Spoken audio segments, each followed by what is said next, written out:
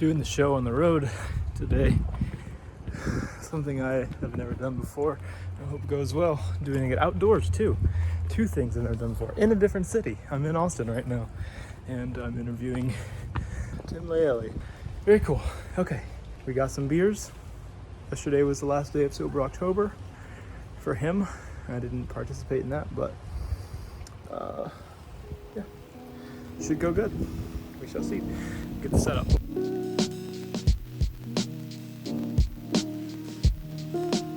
Okay, that's it. We're good? I think so, yeah. As long as you're comfy. No, I'm always comfy. Super comfy? Yeah. Okay. Very cozy. Great. So I always start these very, very awkwardly. Okay. If you've not seen any, well, I know you've seen a couple, Mm-hmm. but I'm always very awkward right at the beginning. And I'm trying to, like I told you earlier, I'm trying to come up with like lists before I have these. Yeah. I did that a little bit, but also kind of just want to hang out. So Yeah, I don't think you need a list though. Like, I think you can just start talking. Like, you just jump right into it. Like last night, I watched the movie Parasite. okay. I don't know if you've ever seen that, but it was the most mind-blowing movie that I think I've probably ever seen. Definitely top 5. Parasite. Oh well, that got an award recently, won, right? like- Wasn't that 2019's movie of the whatever? It won like every award. Yeah. Yeah. What was it about exactly? I think the best way to describe it is it talks about the classist systems and how you kind of get trapped wherever you're born. So moving in between like poor to wealthy is basically impossible. And it has a very realistic, like, yeah, those kind of things happen, but I think that it's more likely that you kind of die where you were born in a way. Interesting. So Yeah. that's actually kind of what I was going to talk about at the end. But if you're just going to jump off into the deep end today. No, we can jump right into that because I love it. I mean, one of my questions that I've written down, I took from another show that was like one of the first podcasts I ever listened to called You Made It Weird with Pete Holmes. And he always asks the question, where do you go or what do you think happens when you die? And Dana Carvey had this really cool answer for him. He said, where were you during the Civil War? Because that's where I think that I go, wherever I was. I don't know, because I wasn't there. Yeah, we weren't there. Some ethereal Yeah, we weren't there. fairyland.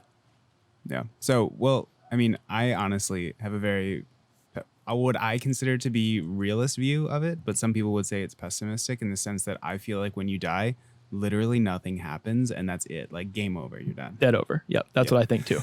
Yeah. I think anything more than that is just people wishing, like feeling like we're important and we're special and we deserve more than what happens to the raccoon that gets hit on the side of the road and it's just gone now. Yeah. Like, I think that's us. We're the raccoon on the road. Right. And then that's mostly just because of self-awareness, you think, right? Yeah, I think that because we have that level of consciousness, we feel like we are special and we feel like there's got to be more. Right. And I don't think it's bad to have that view. I wish that I had that view. But if we're saying what's true and what's factual, I think the closest thing to that is nothing happens. Nothing happens. Yeah. When did you like start thinking about that? Like, did you grow up with religion and all that kind of stuff or no? Yeah. So I grew up Catholic. And not for any, like, it's not like you choose to be Catholic, you know, you're kind of born into a religion. And I appreciate that my parents gave me that or attempted to give me that in my youth. But I just, when I was 19 probably or so, I realized that it wasn't for me and I left the church. And I think that probably even before then I had that stance that, you know, I really don't think that there's anything more than this and anything other than that is just wishful thinking. For sure. Did it feel like it was forced on you? Because I have a distinct memory. We were Baptist and I was chewing gum really, really quickly because I was being pressured to get baptized like that day. It wasn't a plan, just showed up that Sunday. And I was sitting next to my friend Preston. It was either Preston or Austin. Sitting next to one of them, and they were doing it that day. I think they had theirs scheduled, and then they were trying to loop me into it. And then somebody gave me like a brownie. They were like, I'll give you a brownie if you do it. And it was like, if you get baptized. Yeah. Okay. Yeah. I'm pretty sure it was a brownie. And I remember the gum part because they told me, hey, stop chewing so quickly. Like, what's wrong with you? I was chewing that quickly that they had to tell a 12-year-old me to. Was this like a lunch table discussion? No, it was in the hallway on like an extra pew that they had left over, Okay. and behind me was the aisle, I guess, and all the way into it. It's not like a giant mega church thing. It was a normal sized thing, probably no bigger than a basketball court. Yeah. And no, I'm just like right in that hallway right before we go in and have like, I don't even know what we called it. I guess I'm just gonna call it mass, but I don't think that's what we called it. Yeah, right before that. So what It was that was gonna happen that day. what I'm most curious about is, was this a cosmic brownie or was this just like a homemade? Cosmic brownie. Okay. Yeah. So I would have done it too. My favorite one. I would- Yeah. I would have gotten the baptism. Oh my God. Yeah. Ironic that it would be cosmic. So how do you feel about it? Like when you die, what do you think happens? You think just nothing happens? Yeah, too? same thing. Yeah. It seems like we have the same view on that. Yeah. But I mean, I optimistically would love to have.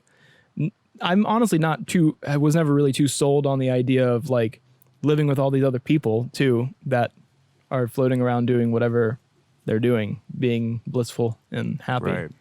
So 'Cause I don't really like doing that here either. so if you believe in some sort of afterlife, do you believe that before you are in human form, that you are in soul form?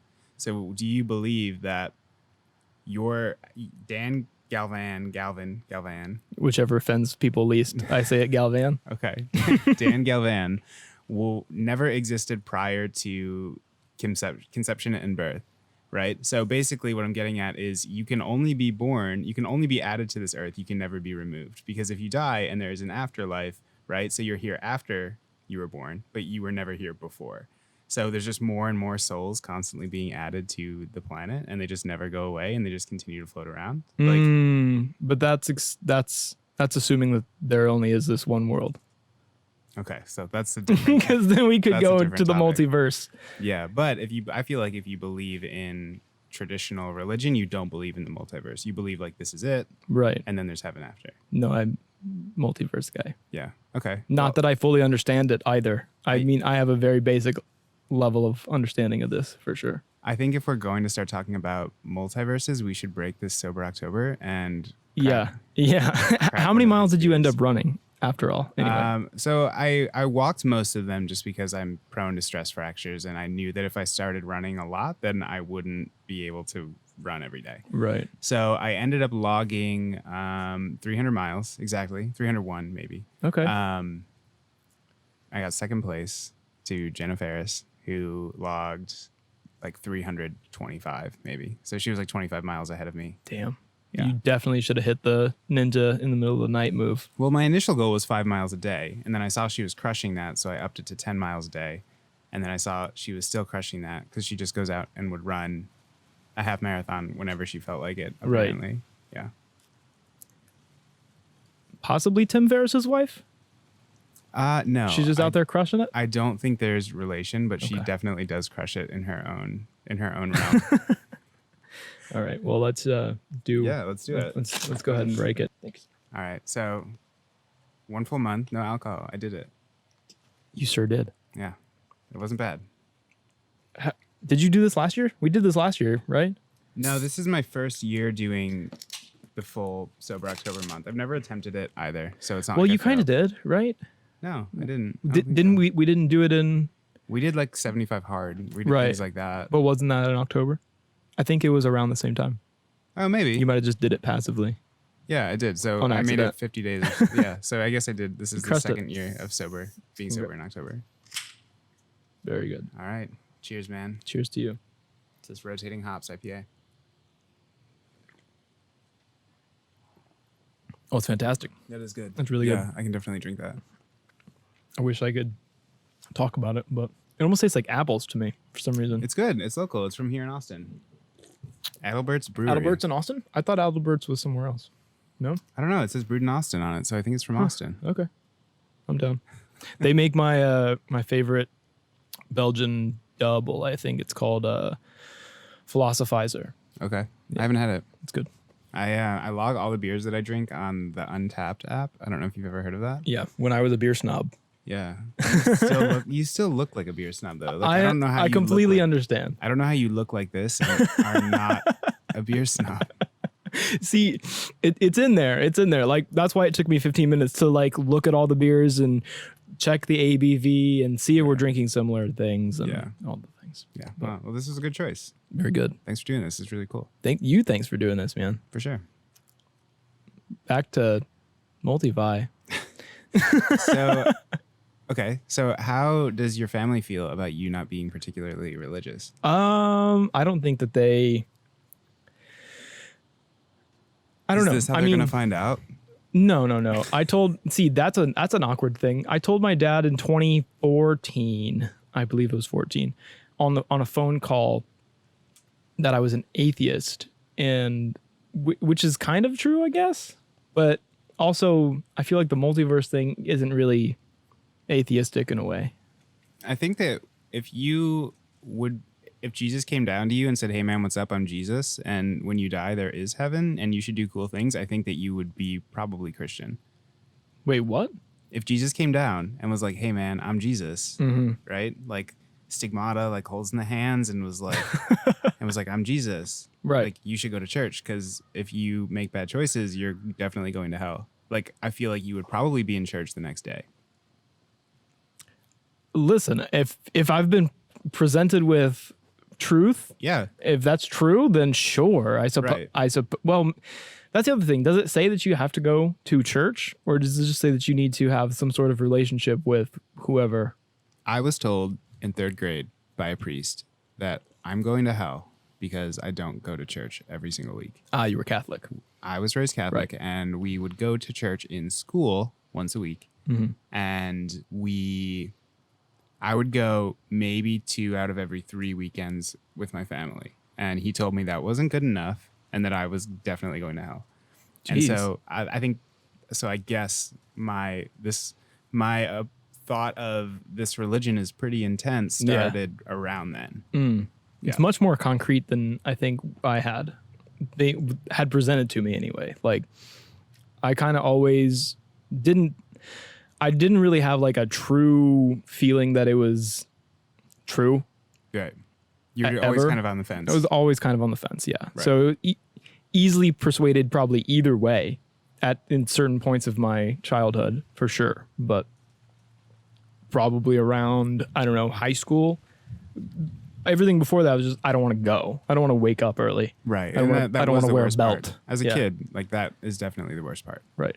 And it's like I just want to sleep. Children actually do kind of have a difficult life in a sense. Yeah. Well, I mean, as a kid, I would rather wake up and just like hang out at the house than go to church. Oh, we're getting some wind coming through. A little bit of wind. Yeah. Anyway, it's okay. Whatever. Yeah. You know, like, sleeping wasn't a huge thing for me as a kid, but it was more so like not eating a really great breakfast and hanging out around the house. Instead, it was going to church and just sitting there because I didn't understand anything they were talking about because the religion was so traditional and so classic. And as a kid, it's just impossible to understand. Anyway, so what's next for you? What are you working on? What do you want to do? I have no idea. I have no idea. I mean, I've been doing videography for like 2.5 years without like a side thing or like security. So, but now that I've done that, I would really like for this to be a main thing because it's way easier to just hang out and talk instead of, Isn't it crazy how your goals change? Like 3 years ago, you could have said, there's nothing I would rather have than to be a full-time videographer. And then you hit that. And then all of a sudden you're like, okay, well now, like, what's the goal? Right. But I guess that's good because if you don't change that goal with yourself as you grow and progress, then you kind of peak and die out. Which someone told me, and it was this girl, my I'm not gonna say names, just this person told me something like, maybe you peaked in high school. And I was like, I don't know about that, but I hope not. And that was, I don't know, 2015 over beers at this place. Yeah. But. Well, if you did peak in high school, Dan, I didn't know you in high school. If you did peak in high school, your beard did not peak in high school. It definitely didn't peak, but it was peeking out. It was peeking out. It was trying. But it didn't look like this.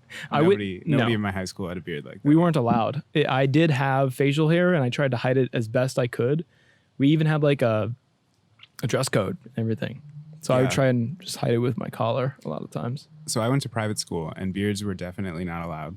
And even if they were, I couldn't grow one. Yeah. You could grow one now. Yeah. It doesn't look great, I promise you.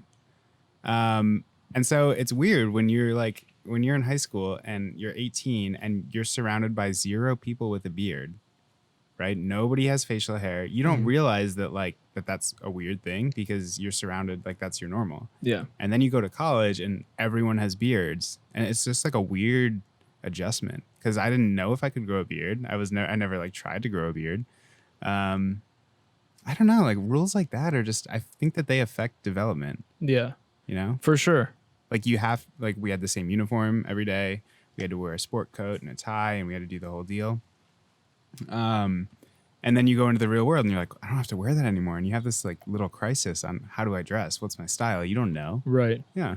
I mean, we didn't have a uniform, but we had the dress code where we just had to have a belt on, no rips, the inch little rule for the logos, and it had to be a polo. Were you bummed that you Solid couldn't color. wear your ripped Holy jeans? No, see, I wasn't that guy. I was basketball shorts guy because I played basketball forever. And yeah, 2010 was the last year for that. Yeah. 11 and 12 R.I.P. were under high surveillance. R.I.P. Are we? No.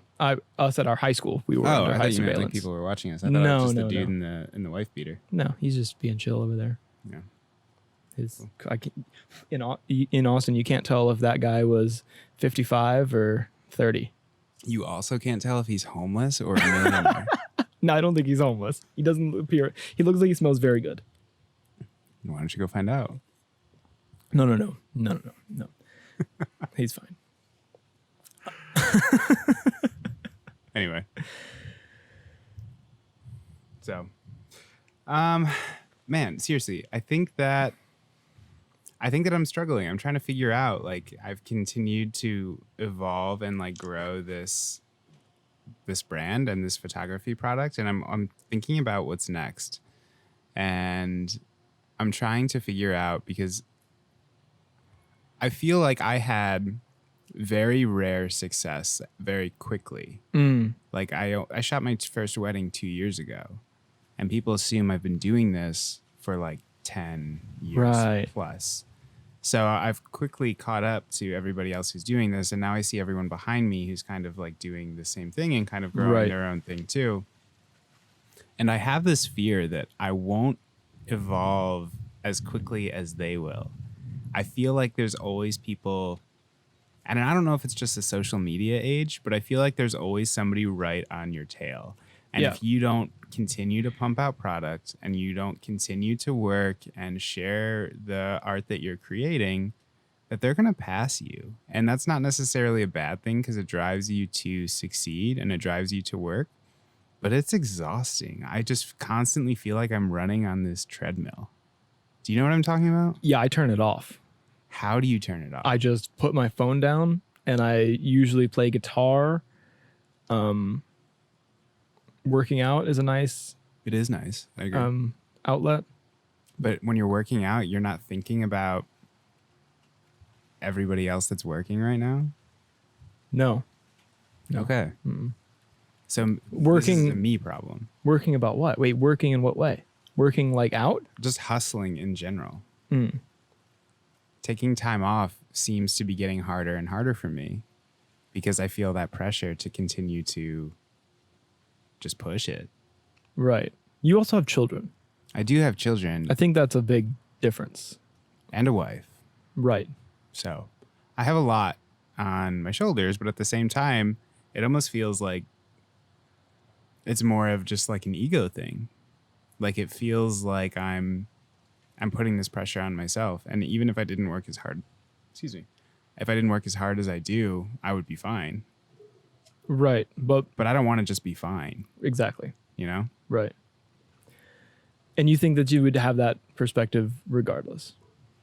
I don't know. See, that's the thing. Because I feel like if I had a family like that, I might have more of a fire under my ass. I don't always have like first of all, that's not me. I'm not the let's go out and sell today guy. Yeah, me either. I'm not going to sell you a car or anything like that. I don't even want to sell products on this podcast, but that's the only way you can monetize things. So we're going to do that. There will be merch. There will be things. But yeah, I wouldn't equate it to exactly floating, but sometimes it feels like I'm floating a little bit. Yeah. Every month. In what way? Floating in what way? Just floating through. And here's another month, and here's another month. Okay. And I'm still alive, and rent is still paid, and nothing is wrong per se. Do you feel pressure to, instead of just floating by, to like paper bag drifting through the wind or plastic bag, whatever the Katy Perry lyric is? Yeah. Plastic. Paper plastic. Do you feel pressured from anyone, probably yourself, to take control of that trajectory and like control your path instead of just like, well, things will come to me and I'll work and I'll be fine and things will work out? Do you feel pressure to take control of that and basically like say, no, this is what I'm doing, this is the plan? I do. Yeah. Okay. But I also do it from a laid back perspective, I think, because I almost want to do it my way too. Mm-hmm. It's like I want it to not just come to me, but try and be strategic about it a little bit. Like put myself and try to do podcasts with people that I would want to work with or appreciate. And maybe that would open doors. It's just like building things naturally. I don't want to go out and outbound market myself. Yeah, I want it to be more like organic relationships like that. And that's my business model too. Everything is very organic. I don't sell. I mean, the work that I put out, people enjoy that and then they book with me. So it's not like I'm pressuring to sell or like, oh, you need to book today or like anything. It's not like that. But at the same time, my treadmill fires up and I'm like, okay, well, the more active that I am, the more that the social media gods are going to share that work, the more exposure that it'll get, and ultimately that will lead to more bookings just by spending more time on social media, right? Which I don't want to do. So 2017 is when you started, right? Yeah, I mean, I've been shooting for a long time, like over 10 years. Okay, but it's been a business for like 3 years, three and a half. Okay, so when you were, that was 2017, right? So just basically, whenever you started the business, do you remember what your Instagram was at? Like, how much have you grown since then? I don't know. I probably had around like 2,000 followers. So okay. Probably so almost five about times. 5. Yeah. Okay. I think that I haven't seen that, that praise yet. Yeah. I haven't gotten I haven't had the first bump, so I don't know what that would even feel like or what I would need to be doing in order. And this might actually be the answer with the podcast and putting out content like that. And just maybe mine isn't showing work, but talking about it and having I don't know, but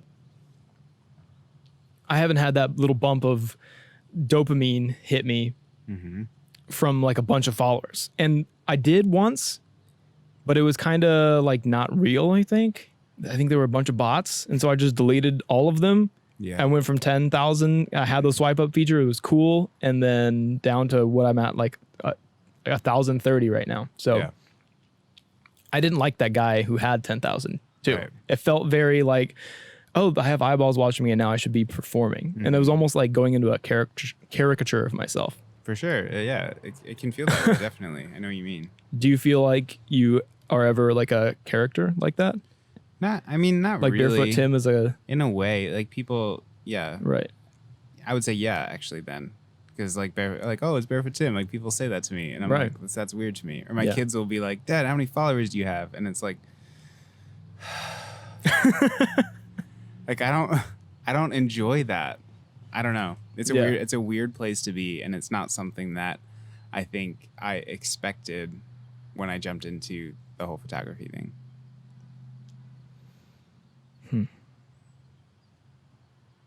Yeah, it's a weird place to be. It's definitely a weird space. Have you seen The Social Dilemma? Have you? Not yet. I don't have Netflix. Okay. I need to get it. Who doesn't have Netflix? Yeah. You don't have, I know. I'm an abomination. You've mentioned it. Do you have Hulu? No. I have YouTube Prime. YouTube Premium. Of all the things you could have, that's the one you have? Yeah. I went with no ads on my YouTube. You don't have any like logins of your friends that you can use? I used to use my grandpa's, but either his email changed or his password changed. Okay. I don't know. But Okay, you need a streaming service, and YouTube can't be it because the free version is already way better than the premium, I would imagine. it's not. Also, I don't know if I get it because I pay for it, but I use YouTube Music versus like iTunes or Spotify or any of that stuff too. YouTube Music's pretty good. Okay. But I don't know. Yeah, I don't know. I'm a Spotify guy. I have, not to be like the hipster that's like, I've been on this since day one, but the Spotify logo entranced me from the beginning. Okay. It's just a great logo. The color's awesome. Crush Pandora's logo. Like, Oh yeah, just, you wanna Pandora give was me trash. You want to give me a gray box with a navy Pandora lettering in it? That's true. Or maybe it was vice versa. I don't. Those were the Whatever it colors, was, and the yeah. font was They were terrible. definitely boring. Yeah. Yeah. They looked And- like a Britannica right. America or whatever It was thing's very called. clearly old school. Spotify came in and crushed it with branding, and that's why That's I'm true. lifelong Spotify now. Okay. I also preferred podcasts like Apple Podcasts versus Spotify. Like the logo. I like the purple more than the green. Well, They look the same basically. so the thing with Apple logo is that they changed their podcast logo and all of their major logos like pretty much every time there's a new operating system. That is true. Yeah. So yeah, they get to change it like every year because they don't care about the brand aspect of it because you already like Apple. Right. But Spotify needs to like pick a logo and stick with it, and they chose a good one from day one. When was that, by the way? It was like 2012, It's been 11. yeah, Has it around been? then. It's been a while. Yeah. 12 or 13, I would say. Because I used to be a Spotify guy. Whenever it first came out, it was definitely better. Even was- the free version It was was better. Yeah, and that's Yeah. all I had, I think, or maybe I had a student, whatever I had, but it definitely was better. And I was a Spotify guy, but I don't Yeah. know. I don't know what I turned into. You know what blows my mind, and I'm really proud of? We've made it 30 minutes, and we haven't talked about the election that's in 2 days. If you want to talk about it, be my guest. I do. I know nothing about it, and this will be interesting. How do you know nothing about it? I just stay out of it for the most part. Okay, first of all, I haven't voted yet. If I'm voting, probably going to be Biden. okay. But Well, Dan, I'm not asking who you're voting for. I'm asking how you feel about the election. I think that it's a giant game of which reality do you want to live in most or the least? Which one would you rather not experience? So why do you think, I consider myself to be above average on the how much I pay attention to politics scale, right? So I don't consider myself an expert, but I do pay quite a bit of attention to it. I couldn't tell you like where everybody went to school and like where their hometowns are, except Sure. for Bernie Sanders because he just loves Vermont. Right. But outside of him, like I couldn't tell you like those small details, but I pay attention. Like I know who's who and whatever. Yeah. Why do you feel like we keep ending up with these mega shitty candidates? Like we end up with these people that at the beginning, okay, so 4 months ago, nobody loved Joe Biden. And Right. now everyone loves Joe Biden. Like they come around because the Democratic Party like changes their way that they're pitching the candidate. And I don't know if like people realize like, oh, I really do love his ideas. Or it's just like, well, we don't like Trump, so what we're gonna do is we're gonna go ahead and we're gonna throw our support behind Biden. Like, Right. Like which one is it? Like why do you feel like as a country we keep getting these two outdated, antiquated people who it's like, ugh, which one's better? And like it's hard to choose at times. Like I have my mind made up. Right. Yeah. But like I don't like either of them that much. Yeah. I mean, it has to be due to the system. Like Right. I've heard it on Rogan. I hate ripping everybody else's shows off, but that's what I listen to. And so Right. I've heard him say multiple times, and I agree that it's just a completely archaic system of electing anybody. It should be, I like his idea of having a board of representatives who specialize in specific things and they all work together to make the world work instead of trying to, I don't know what they're trying to do. Actually, I have no idea what their goal is right now. So that works in the sense of, you know, in like we have the Senate and the House of Representatives, and that's like a huge group of people who vote and decide on certain things. Sure. But then we have this one person that's on top of them who can kind of just pretty much do whatever the fuck they want. Sure. I don't know what's right. Like, what if we did have a panel? What's his name? Brett Weinstein pitched having Andrew Yang and William McRaven on the same ticket, where you have somebody who's center left and you have somebody who's center right, and they work together to determine what's best for the country. So you'll end up with some Democratic policy, you'll end up with some Republican policy, and that seems like a good balance, because to me, anything that's far, far left or anything that's far, far right is just bad news for the country. And anyone who has those beliefs is just like tipping way too far. And I honestly feel like they don't exist in the numbers that we think that they do, or the numbers that they feel like they do. Because everybody that I know, I don't think I know any extremists. Yeah, I mean, maybe on social media, like people act like they're extreme on social media, but in person, most people, I would say 80% plus, are very, very reasonable. Right. Agreed. Yeah, but social media does this thing where it just divides, and then I think that's probably the biggest issue we have right now going into the election is social media. And it was a problem in 2016 because of the outside influence, right? Yeah. It's going to do that again. It is going to do that. And they've already proven that it's happening again. Yeah. I think it was Iran and it was Russia who got caught doing it again.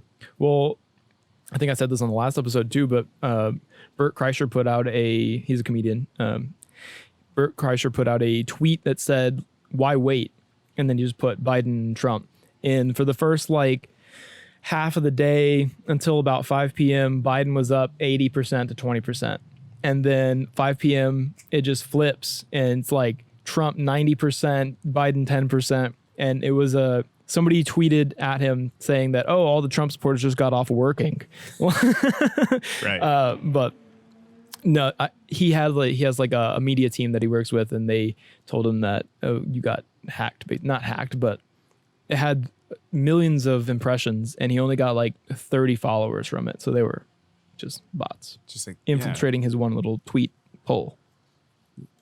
Yeah, I don't know. Like polls right now are saying that Biden has an 89%, and we're 2 days before the election. So I feel like I'm not making predictions. I'm just saying what the polls reflect right now.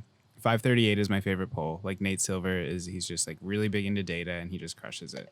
And to me, it feels like it's neutral, but everyone I talk to that's mildly conservative tells me that those polls are just like liberal propaganda. So do your own research. But anyway, 538 says that Joe Biden has an 89% chance of winning the election and Donald Trump has an 11% chance of winning the election.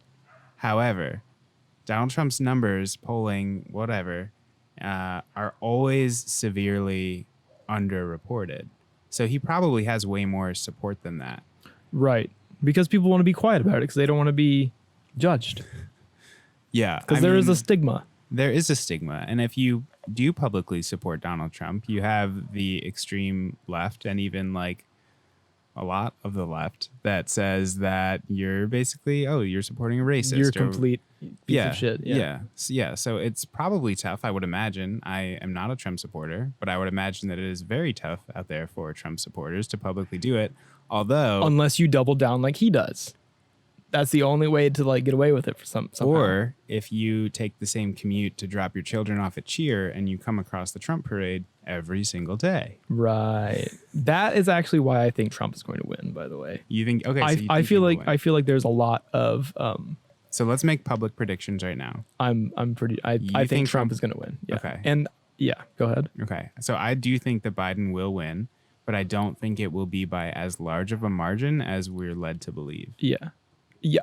That's the thing. I think that Trump's going to win just because it just seems, I don't know. You just said that you don't see a lot of support for him. For Trump? Yeah. Like publicly maybe. But when I do, it is very in your face. It's like the rallies. Like Lake Travis had that boat rally for Trump and like boats sank and it made the news. There was like 2 of them or whatever. They're on the side of the road. So the support that I do see for him is overwhelming support, like full committed Donald Trump whatever, flags in the front yard. Ride or die bitches. Yes. Yeah. But I think the people who are kind of like, I'm going to vote for Trump, but I'm not going to tell anybody about it. There's tons of them out there. For sure. I think it's more likely. I wonder if I know any of them. You know, I think it's more likely for you to vote for Donald Trump and not be proud of it than it is for you to vote for Joe Biden and not be proud of it. So like, why is that? Because I think that some people, like if you say I'm going to vote for Donald Trump, again, like I said, people will label you as a racist or xenophobic or Sure. transphobic or whatever. But if you say I'm voting for Joe Biden, it's like, okay, whatever. Mm-hmm. There's really no other label that comes with it other than, are you a socialist? Like that's the worst thing. Right. And none of those things can actually be proven, really, right? Like if somebody says you're racist or whatever, it's like, Right. you may have said some racist things. Like you can't really like, there's no concrete things you can do. It's like, that's so mean of you to say to somebody, but you can't really prove it unless you have like a tweet or whatever nowadays. Sure. And those signs that I saw coming into Austin that I told you about last time, Yeah. I think it was a Trump propaganda sign, but it was all Biden Harrised out.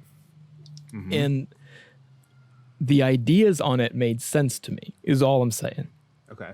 Like the first line was, I told you was end capitalism. And I was like, no. Right, yeah. No, I want capitalism. I want to end it. I don't want to end it. No, if you end it, how are you going to like, I mean, I guess everything would just be, everybody would be win-win-winning. But Right. that's just not realistic. Right. So you don't want to end it, but that sign, you should But it made- explain what the sign said. I don't remember the second line, but the third line said, divide the nation, Okay. which So the first, success is happening there. There's definitely, we have a divided nation. there were 3 lines on it. You don't remember the second one. The first one said end capitalism. Right, And the third one said divide the nation. right. And the picture on it was Joe Biden and Kamala Harris, right? It didn't have a picture. It just had their logos and the sign was blue itself. Okay. So to me, that sign sounds like a Republican, I don't know, PAC or a Republican, some sort of backed company posting that up saying this is what the Democrats want to do. Exactly. Okay. Exactly. And that's where I felt conflicted, because like I agree with 60% of this. Right. And I'm like, okay, well what am I supposed to do with that? Like I don't want to vote for Trump, Right, but yeah. that sign makes sense to me. Yeah. Right. So I don't know. And- It's an attack ad is what it is. Right. But that's the other thing, is I'm so removed from like what liking certain things or what I can't be on either side. I'm very much in the middle. Whatever makes it's topic based. It's like, Yeah. well, I might have this view on one thing and something completely opposite that you wouldn't expect. Yeah. It's tough though, because even if you're an individual issue person, you're going to have to like take a stance. You don't want to be the person who's like, I see both sides on everything and never like take a side on anything, right? Like you have Right. to commit at some point. You don't have to say I'm a Republican or you don't have to say I'm a Democrat, but maybe like, you know, how do you feel about taxes? How do you feel about prisons? Like individually, I feel like you should be able to have an educated stance on all of those issues individually. And this is what I talk to my brother about a lot. My brother is turning 18 this month, and he's missing the deadline to vote by 3 days, so he can't vote. But he is somebody who should be able to vote because he cares a lot and he's reading a lot. And my parents have like independent views but lean conservative. So he is learning a lot from them. But instead of just like saying this is what we believe, he like does his own research and he challenges those beliefs too. So he's going to be a very informed voter. He's not there yet. Right. But we talked to him, Lindsay and I, my wife, talked to him a lot about like doing your own research and forming your own opinion. Like your opinion doesn't have to match anybody else's. Like you can have your own, which is what's so cool. And that's really important to him. And I think that's cool for somebody who's not even 18 yet. I think it's interesting that your parents are they like, so Catholic to me tends to mean closed-minded and not independent. My dad is more of the conservative, and my mom is more of the independent liberal. Yeah. But even like the older she gets, I feel like she becomes more conservative, and I think that that's a common trend. That's common, yeah. That most people who are conservative tend to be a bit older, unless they were raised in a house by conservatives and they've just kind of, inherited those beliefs. Right. But I think it's cool that your brother gets to have like openness with, like, I'm assuming that they expect him to be Catholic, whether or not he believes that or not. I think that there's that expectation between both of us. I think that my mom she hopes that I eventually, go back to the Catholic Church, and she hopes that Gavin remains there. So yeah, I think there is some sort of like, I don't know if it's an expectation. It's more of like a hope or a wish that we stay in / return to the church. Right. But just like the doing his own research, they praise that. So yeah, it's strange that it wouldn't be for religion, but it would be for politics. Yeah, I think that's a really interesting way to look at it, and I haven't actually thought about it that way. It's like doing your own research and making up your mind.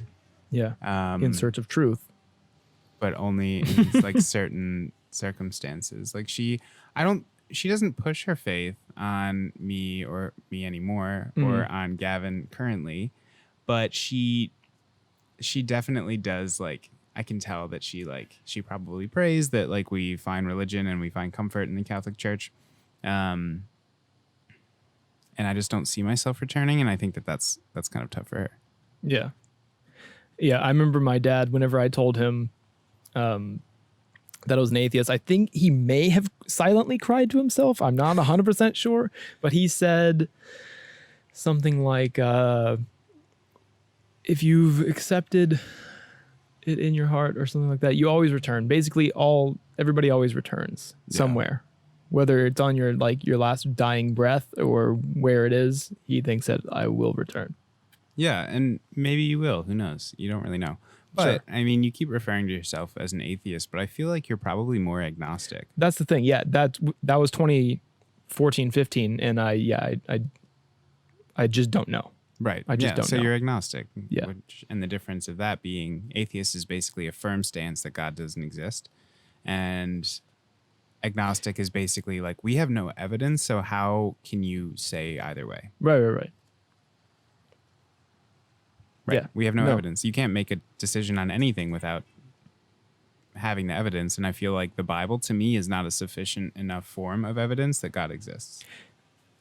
I've heard somewhere that the Bible is also written by, well, just like everybody was taking all kinds of different medicines that they call, like, I have heard about that things too. That just, it's like alcohol, but it was something else. I forgot the liquid. They made it in these big vases, these big ceramic vases. Was it mead? No, it wasn't mead. It was similar to mead, and it was actually medicine. It was like actually medicine. Okay. And it was only made by doctors.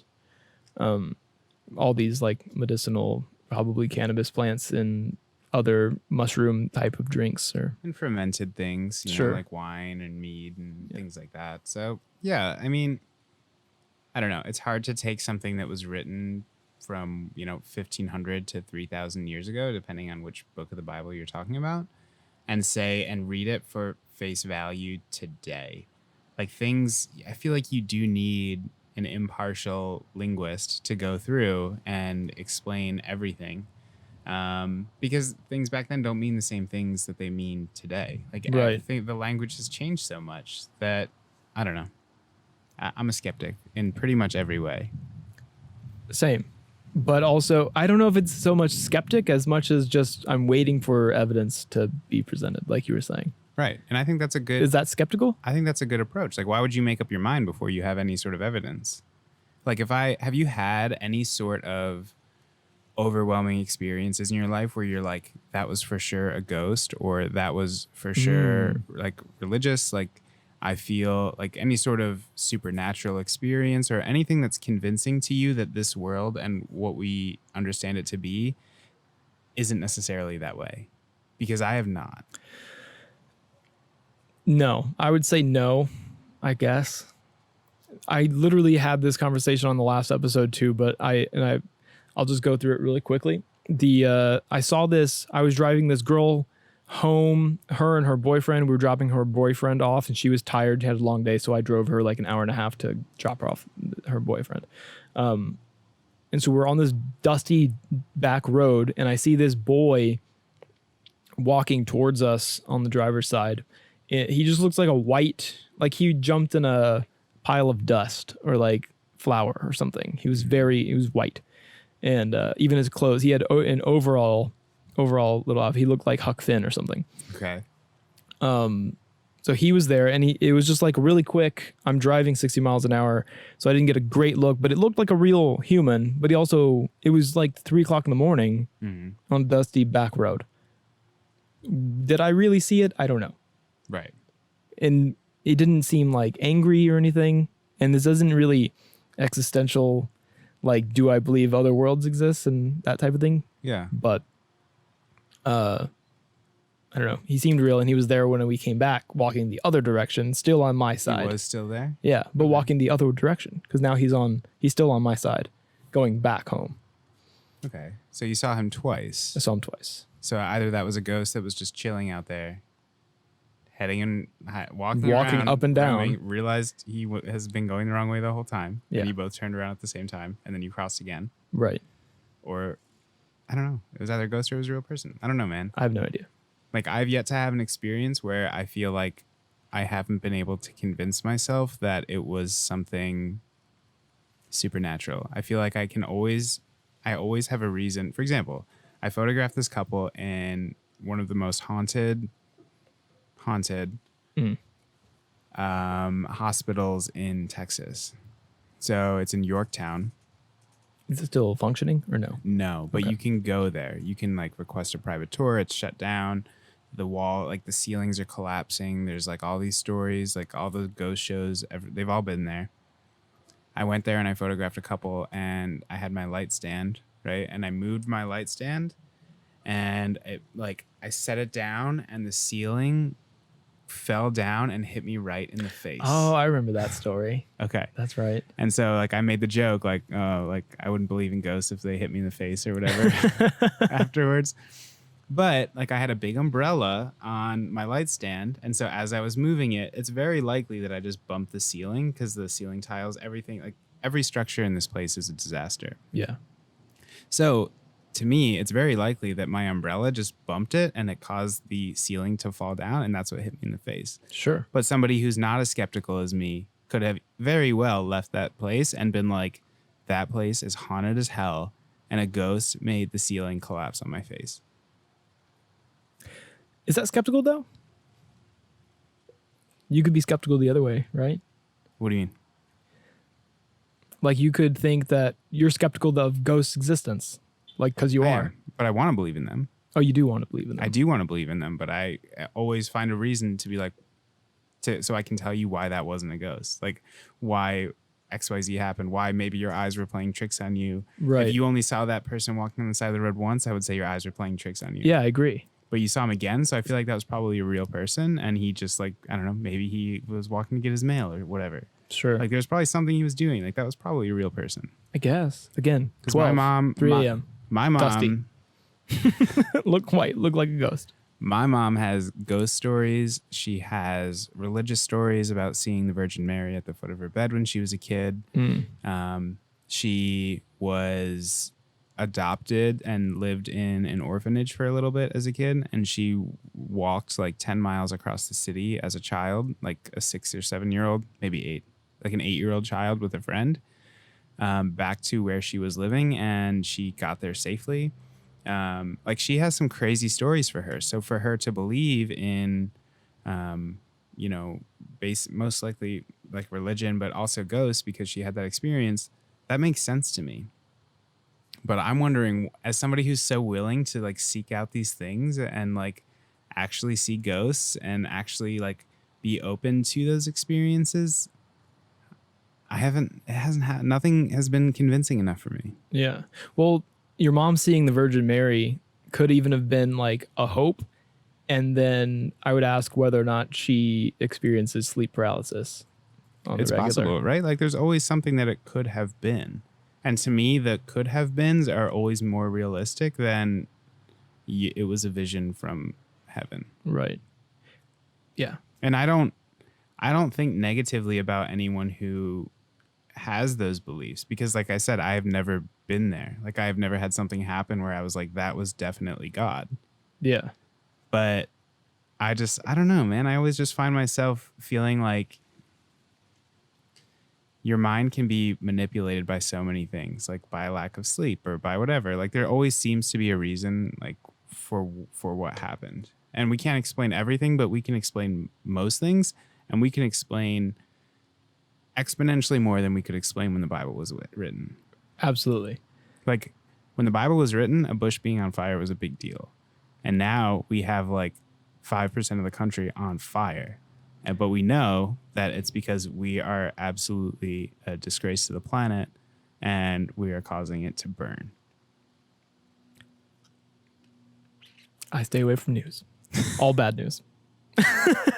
But it's important. You have to know what's going on so we can change these things. When you said on fire, did you physically mean California fires or did you Yes. mean climate? Okay. No, yeah. I mean the physical fires like Yeah. in like on the West Coast. I and just know that Northwest. things are happening usually. And then I there's don't always bother things- myself with them.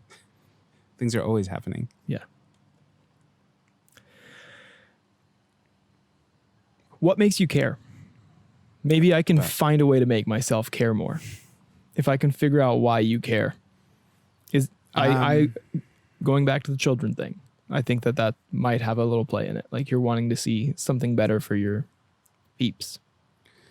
Maybe that's something deep down, but that doesn't come to mind. Yeah. Like immediately. I'm not like, hey, yeah, I recognize that climate change is an issue for future generations and that bothers me. But it's more so just like why is this happening? Like I'm trying to actually understand why these things are going on.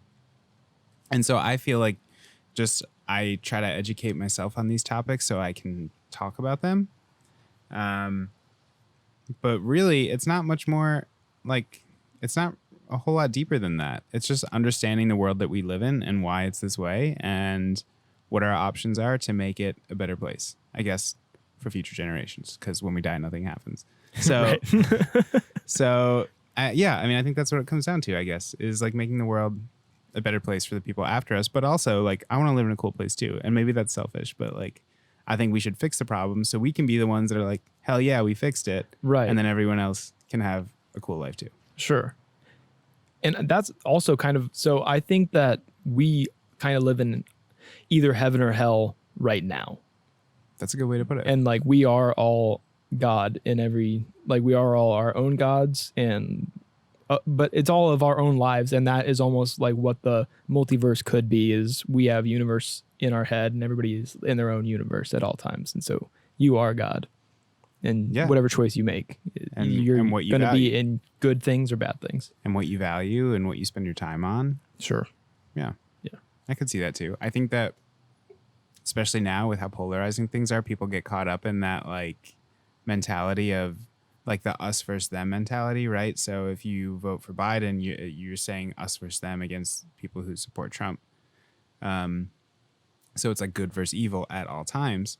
But really that line of good and evil is like drawn between everybody. Right. Right? Because like I do some pretty shitty things, but I also do some good things too. And I think that some people do more shitty things than good things. But for the most part, people are good. Honestly, I think that too. For the most part, I give everybody the benefit of the doubt. Most people are good. I think so too.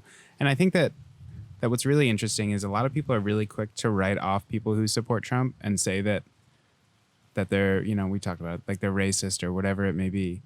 But I feel like a lot of the people who support Trump tend to be like blue collar people.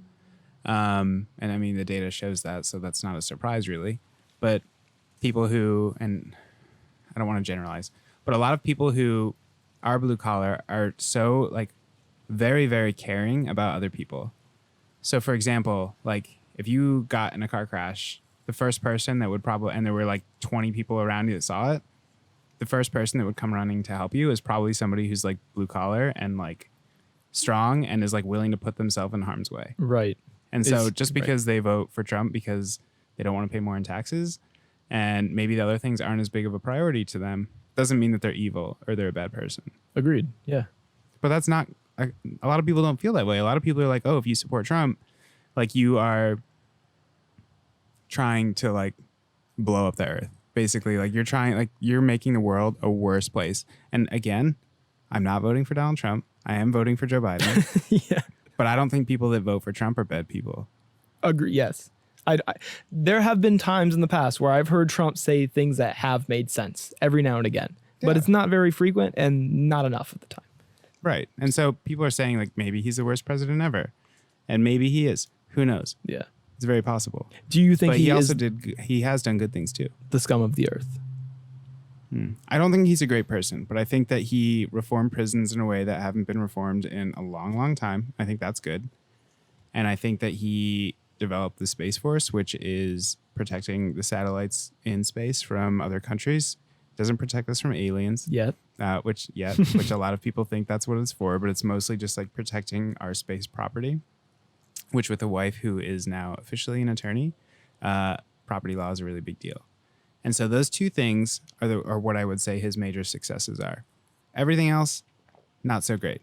But then again, so if you vote for him, I don't think that you're a bad person. Yeah. I wish I got... Do they publicize much of like... I wish I knew what the truth was, is my point, really. Like, I didn't know that Trump is the guy that like put the Space Force, made it a thing. Mm-hmm. And I don't really know much of what anybody has really done. I just know that things start happening and gay marriage is legal and weed is legal in some states and all that happened under Obama. But I don't know. Did you see that video of Obama sinking that 3? That 3 was sick, dude. And so, lefty? It was so good. And lefty? I didn't know he's a lefty. It was so good. But like some people will say that, like maybe you said what you just said, Trump did the Space Force thing, Mm-hmm. but you'll think that it's bad just because he did it. A lot of people feel that way. So I just don't ever know what is true. Yeah. Well, there are some really good sources and articles online that will tell you like these are Trump's biggest successes and then these are his biggest failures. And you can find like multiple articles out there like that, like in that same style and like eloquently explain why his successes are good, like specifically, and why his failures are considered a failure. And so if you read multiple sources, you'll get a feel like a lot of times the views are similar, right? Mm-hmm. So if you're reading a source that is neutral, it will say like Trump did a good thing and this was it. Trump did a bad thing and this was it. And they should be similar. But if you read something that says everything Trump did was great and he did no bad things, right? Probably not a great source. Yeah. And vice versa. So it's important to do your research on that. And it just comes down like you can take 10 minutes and read through one of these articles and you'll have a phenomenal understanding of what he did. And I think that's really cool. I wish that there was like the week leading up to the election. I wish there was a TV program that talked through like all these issues individually. And there was that would be good. Like these are your candidates for at like the state level and on like the national level and just like made it easier to understand the issues and what's going on rather than saying, do your own research, people, and go vote. Like most people are just going to select like an all red or an all blue ticket. Yeah. Like, we're used to being in our public school system, watching a easy 1, 2, 3 ABC video. Right. And give me the information. Like make a child and make a video, like the video that you're talking about so easy that a child could understand it. Like a 10-year-old at least. For sure. Yeah, maybe stuff like that'll happen. But then again, Dan, we need to make the world a better place. So we need to do these things. Okay. Well, what's your plan? I don't know. Just talk about things? Yeah. Probably. Yeah. But I don't know, man. It's really cool, though. The election's a really fun time. We're only 2 days away, and I think that it's going to be crazy, and I think there will be some sort of fallout no matter who wins. I think that both parties are ready to riot and revolt, and maybe we'll have a civil war coming up. Hope so. No, I'm just kidding. No, I really don't want any kind of action. I want no action, please. Yeah, I would prefer that things were boring, at least for a little bit, because this year is insane. Sean Connery died yesterday, I saw that. Yeah. and we lost Eddie Van Halen like in Recently. the same month. Yeah.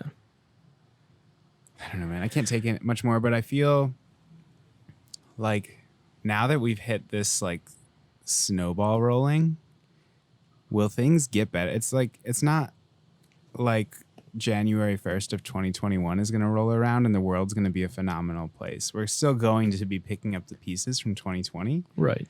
And part of me feels like maybe things are just going to keep getting crazier every year from here on out. I mean, if Kanye wins 2024, we'll see what happens, man. I don't know, man. I'm the biggest Kanye West fan, but I hate that he's doing this. You think so? Yeah, I don't like it. I don't think he that sounded stupid. I think he honestly sounded pretty open-minded and rational. He is, but I don't think that he is ready just yet.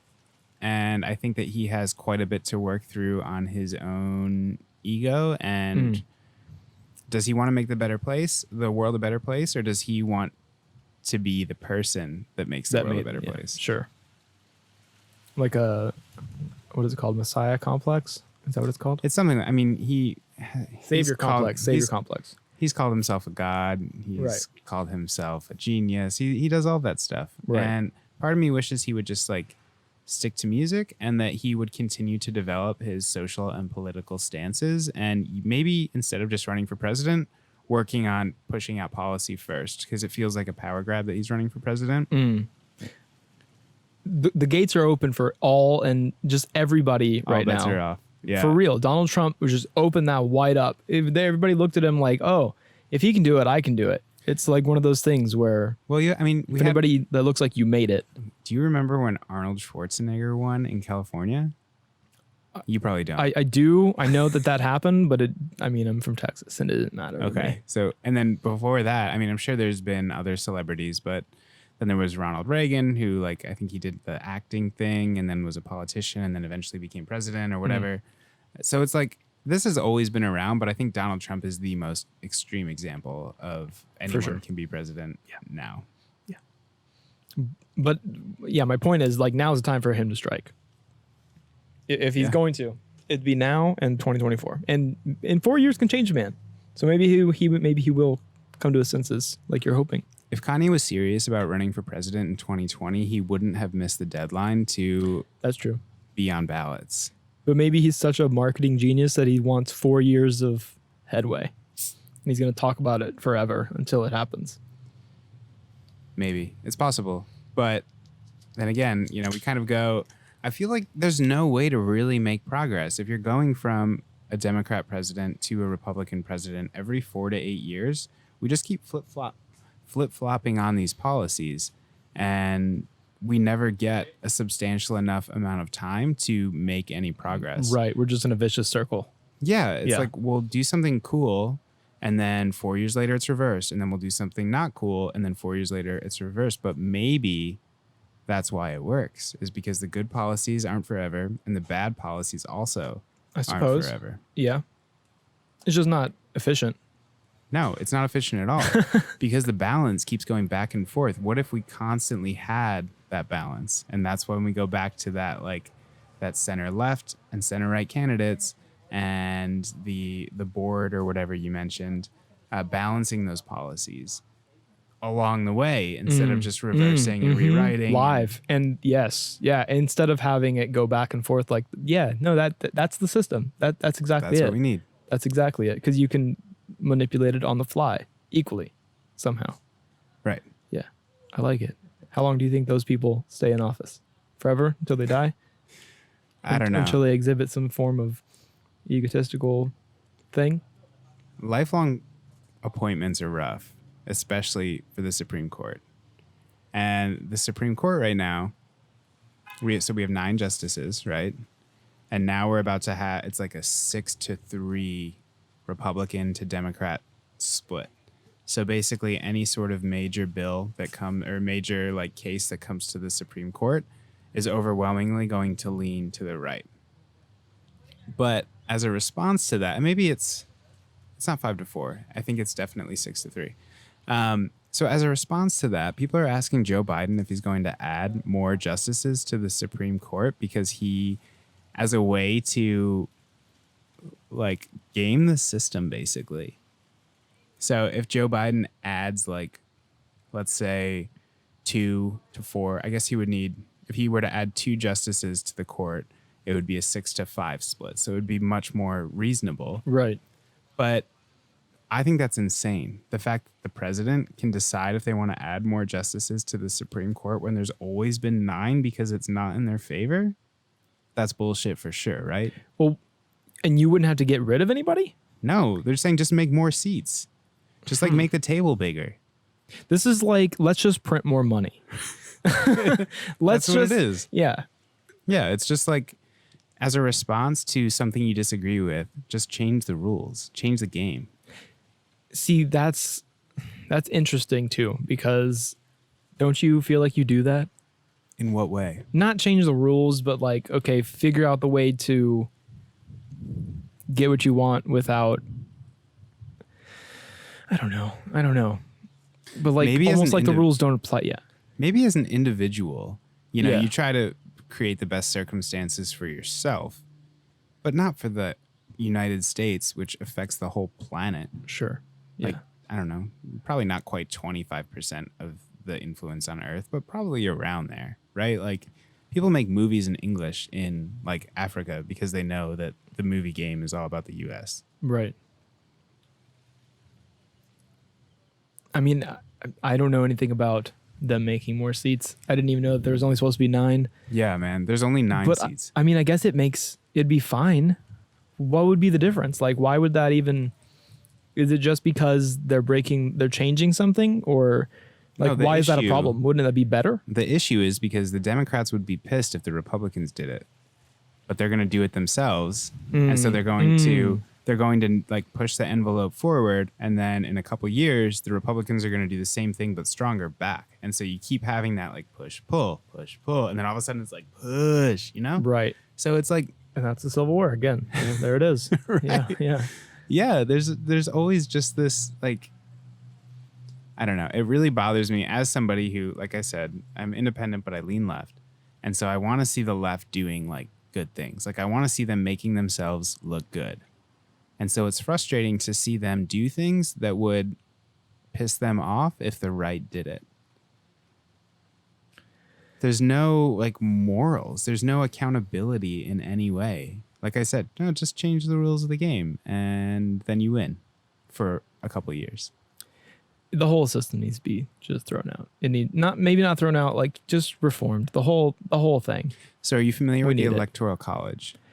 I know that is, I don't know. I have the understanding that is how Trump got elected or got in office. It was it was definitely part of it, because Hillary Clinton won the popular vote. So if you were to count up all the votes in the country, whoever had most wins, Hillary Clinton would be president. Right.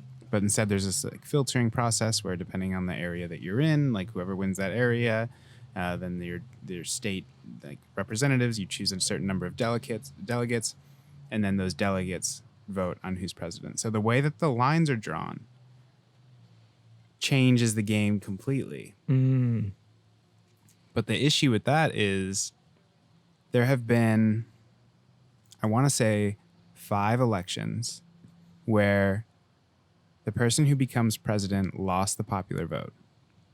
Okay? 5 of those 5 times, the Democrats have been screwed over by it. Interesting. So, how do you change the rules of the game when only half the people are willing to do that? There is no incentive for Republicans to eliminate the electoral party if they're just going to lose elections if they do so. Right. And so in order for a Republican to vote on that and say, yeah, it does make sense for whoever gets the most votes, that's the next president, would have to be willing to put their ego aside and say, you know what? I'm okay with that. Like, just, you have to remove the party thing completely and just look at it from is this game fair? The answer is no. No, it's not. Yeah, not that. Yeah. Anyway, The answer to that question, is this game fair, is no. But what is it worth it to you to have less influence in the country? of course not. Humans are not Depends, going right. to say yes. Right. I would like to think I that was if going the to say roles were reversed, unevolved humans are Right. not going to say yes. I would like to think if the roles were reversed and, 5 times out of 5, the Democrats won those contested elections, that the Republicans would be like, hey, this isn't fair. And they absolutely would. And I think that they would do something about it too. I feel like they have much more fire for some reason. They're just a fiery group, and the Democrats seem to be like the color. They're very similar to the colors even. Mm-hmm. Republicans, red, like fire, and Hot. and blue is very, very cool-minded usually, but also a lot of times intellectually verbose. Did you know the colors used to be switched? I did not know that. I think it was in the 70s or the 80s. Cable news network started rolling out like that election map. And so they would put like the color of the state on it. And back when that started, so that was when the colors for the parties started. Like, it hasn't always been around, but that was when they started it.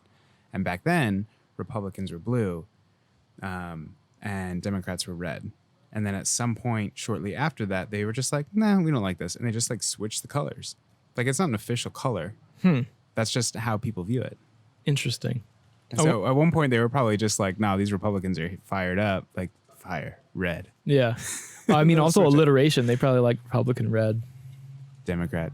Didn't make sense with Democrat, but They just didn't yeah. care. Person that made that rule was a Republican. Yeah, exactly. Yeah. But yeah, I don't know, man. I'm really curious to see what happens with the election. Like I said, I think people are going to be heated up no matter what, because nobody is really agreeing on anything right now. But I am very excited for it. So what do you think if Trump wins? Like I said, it depends on like which world you'd least or most like to live in if Trump doesn't win, because whatever happens with Biden. So I think that no matter who wins, the world is a pretty cool place. Like, it's significantly better than it was 500 years ago. I don't think that anyone can deny that. But when you say that, like, people are like, oh, look at all these injustices that are happening right now. And like, yeah, there are so many. But 500 years ago, there were so many more. For sure. And And, so, much like, more violent too. Right. Like, the stock market, it goes up a little bit, it goes down a little bit. It goes up more, and then it goes down just a little bit. Like, it's always generally on its way up long term, but it takes time. Like, you can't expect the world to go from being this archaic place to all of a sudden being this paradise. And the idea that it will someday be a paradise is bullshit. I don't think it'll ever happen either. I was about to say it's never going to happen. Because like, if you expect the world to become a paradise, you're totally disregarding the fact that the better your life gets, your problems just become dumber. Like, the things that you complain about when your life is great are stupid. Very stupid. Like, you'll get upset that you have to drive to the grocery store, and that's why they have delivery and pickup now. Right. And it's like, things are so convenient, but we still find a way to make problems. And that's never going to go away. So if you think of a world where you eliminate income inequality, you eliminate racism, you eliminate, I don't know, people are really upset about taxes right now. So say all those things are gone and nobody cares about those things anymore. Right. Like, all of a sudden, we're going to find new things. We're going to be upset that, like, oh, the sky's blue. Man, the sky's blue again. We are problem making and solving machines. Like, we're always looking for a problem to solve. That's what humans do. Right. And so, yeah, you're exactly right. We're just going to be a vicious circle until we have, what are we complaining about? I don't know. Like, my skin, I don't know. Yeah. Something simple. Yeah, then you're going to start injecting your lips because they're not big enough. It's like, I'm tired of seeing things. I wish I didn't have to see things. I wish I could just see things in my mind all the time. Just have my eyes closed. I don't need eyes. Dan, you're going to be like, my hairline's so good, but I wish my forehead was bigger. So I'm going to like trim up my hairline and bring it up even higher. Like, you'll just make your own problems. That's how the world works. Right. Again, not to take away from all the issues that are in the world right now, because they are huge and we do have problems. Yes. I don't know. I don't think the world is that bad of a place. I also don't think that I don't think it's the president that is making these things bad either. It's all the boys and girls in the big giant sandbox that is America, whether or not they're getting along or not. Yeah. And whether or not they like the new substitute teacher. Right. That we have to deal with. Yeah. Who's only temporary. Yeah. Right. It's always just a temp job. It is a temp job, but the person in the office does have major pull on the morale of the country. So if you bring somebody in who creates more problems than they solve, I could see that being an issue. Sure. And that's what a lot of people's issue is right now. What was that? Turn that off. It's a reminder. How's your mood? How are you feeling this year? I know a lot of people. I am a big fan of. I don't know if you know Gimlet Media. I don't. So Gimlet they produce a lot of podcasts, and they have one show called Reply All. And they recently had an episode where they brought this guy on who created something called a hedometer, like a hedonism hedometer, like a way to, okay. I'm just going to fix this mic. Yeah. I can still hear you. No, you're good.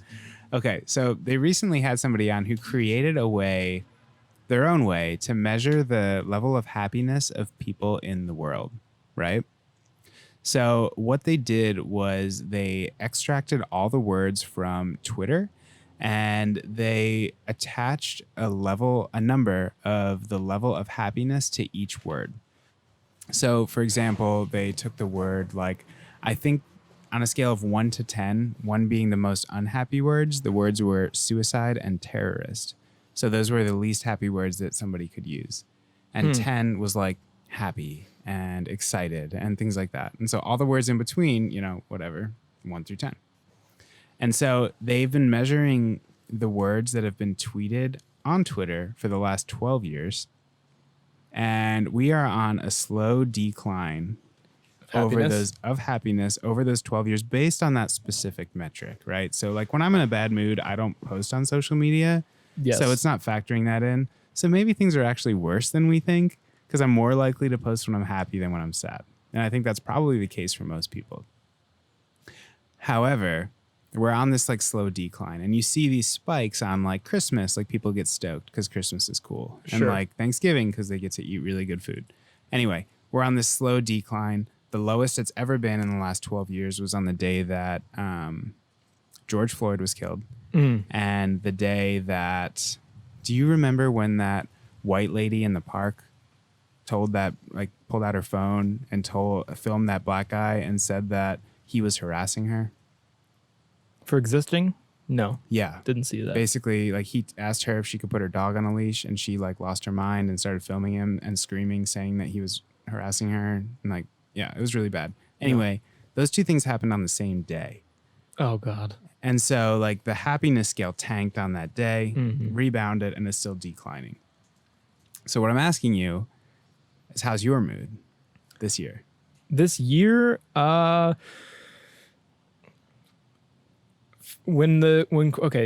pre and post quarantine mood, it's been mostly fine, honestly. Okay.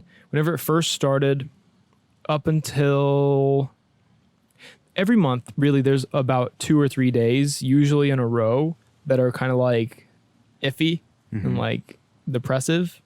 But then I know that I'm getting out of it, and all you got to do is just go to sleep and wake up the next day, and you're gonna be fine. Right. So that happens pretty much every month. But I mean, temperament, I haven't really felt the need to have a bunch of people around until about 7 months in. So it's been about a week and a half now. Okay. Where it was and luckily I've been busy this last couple of weeks, but yeah, it took about 7 months for me to really feel lacking in the community department. Okay. I even wrote a new business plan where I want to try and hire people to work in some sort of team where I kind of find the clients or somebody else finds the clients, and then we kind of work like maybe a 2 to 3 person team, like very small, but enough to have little laughs and have some sort of bounce around. Right. So you feel like overall your mood is similar to previous years? For the most part, yeah. You don't feel like there has been like, you don't think that high school Dan was happier than Dan now? I can't believe you. Okay, let me show you. Let me show you what I'm talking about here, because you have asked me every question on my list without seeing my list. Look at my list. Look at my list. Okay. That's ridiculous. Thinker, feeler, optimistic, pessimistic. Were you cool in high school? You just asked me that. Who was high school Tim, and what does 17-year-old Tim think of current Tim? Wow. Okay. Right? Yeah, you have a lot of things on there. Yeah. So what would that's what you asked me, right? What My would young question Dan? was high school Dan happier than current Dan? No. No.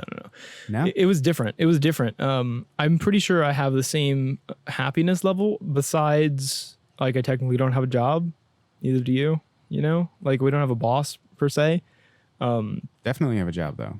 Right. Definitely have a job. Yeah. Career. It would be a career. But no, I mean, all I did in high school was play basketball and cry over girls. In fact, I think I was a sad little boy in high school. I was a little emotional feeler, crybaby a lot of Okay. times with relationships. I could see that. Sure. I could see that with you. Yeah. And then,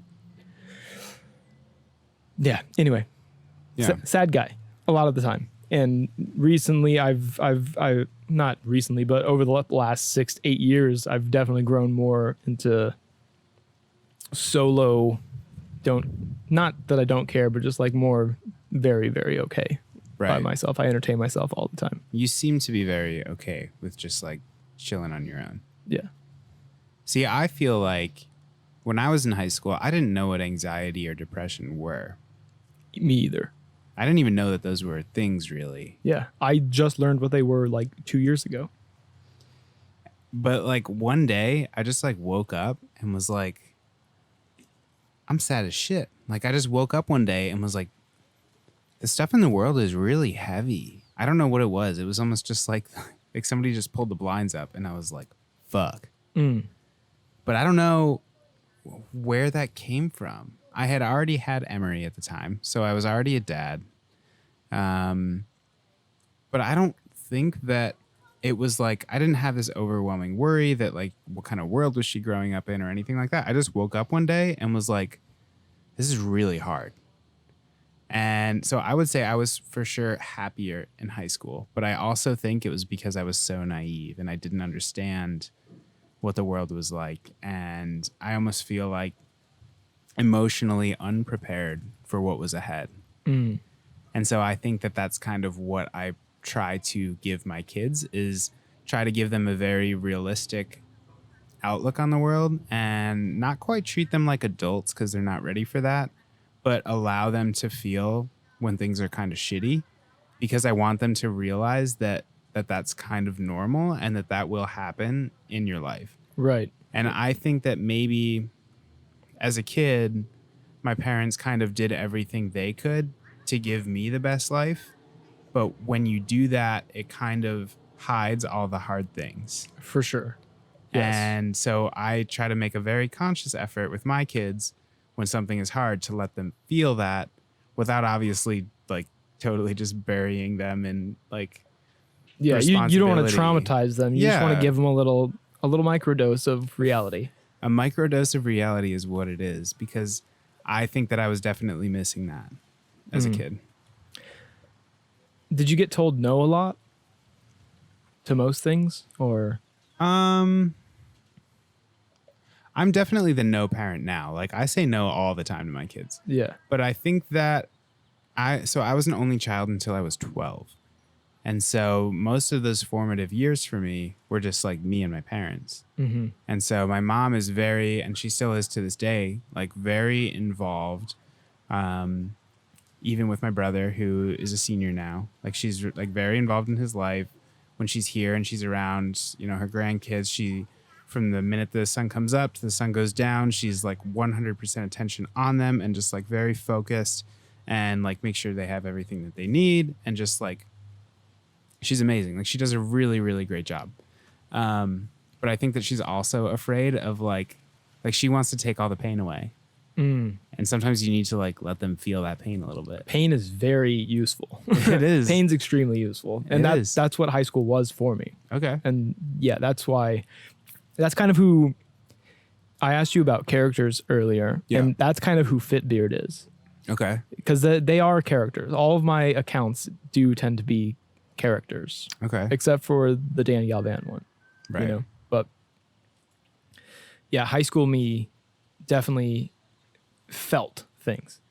Didn't necessarily think about things. Did you listen to a lot of The Used? The Used? Yeah, a lot of like No. emo stuff. No. I wasn't an emo guy. So you weren't feeling that much. I didn't have like. You look like somebody who likes Linkin Park.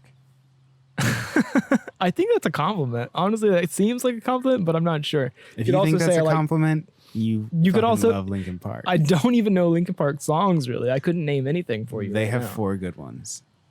I might be able to name one, but I think it's a Green Day song. They're almost the same band. Am I wrong? You are very wrong. They're very okay. different. Yeah, Green Day was more punk, I would say, than Linkin Park was. Linkin Park was, their lyrics were a little bit more emo. Right. That's where I was. I didn't really have music either. As a kid? Yeah. Like I had the cassette tapes that my mom would play in the car or in the van, which were Shania Twain, Ricky, was it Ricky Martin or Ricky Is that why you got so Iglesias? stoked about that Shania Twain song at the wedding yesterday? Yeah, that's what I said. I don't know if you probably didn't hear me because we were next to those big speakers. So I was like, is this Shania Twain? I was like, this reminds me of being in my mom's van. You look stoked about it. Yeah. My dad used to call Shania Twain his girlfriend in front of my mom, and she would just like lose her mind. I did. Yeah, she was super hot on the cassette tape that my mom had for sure. I would look at that sometimes. My dad told me that if my mom would let him, he would put a Shania Twain poster in the house. He's got to have his little man. Does he work out? He needs to get a gym. He does. Just get a gym and a guitar in the garage. That's and a it'll gym. be cool. That's a gym poster for sure. Yeah. That's crazy to me that you didn't listen to music a lot growing up. One time before school, I learned that my dad had Jay-Z's first album in his CD collection. And so This explains so much. I learned it was there. And my dad's like really big into R&B. He listens to a lot of old rock, like Steely Dan, Phil Collins, like just kind of like music like that. I don't even know what that genre is, like 80s rock, I guess. I don't even know that I have Holland. heard Steely Dan, but I pictured a steel guitar, like one of Kid the. Charlie, listen to Kid Song probably Charlemagne. wrong. It's a great song. Okay. Dire Straits, just a bunch of like old 80s bands. Anyway, mixed with R&B. And so one day I was like, oh, my dad has a Jay-Z CD. This is so cool.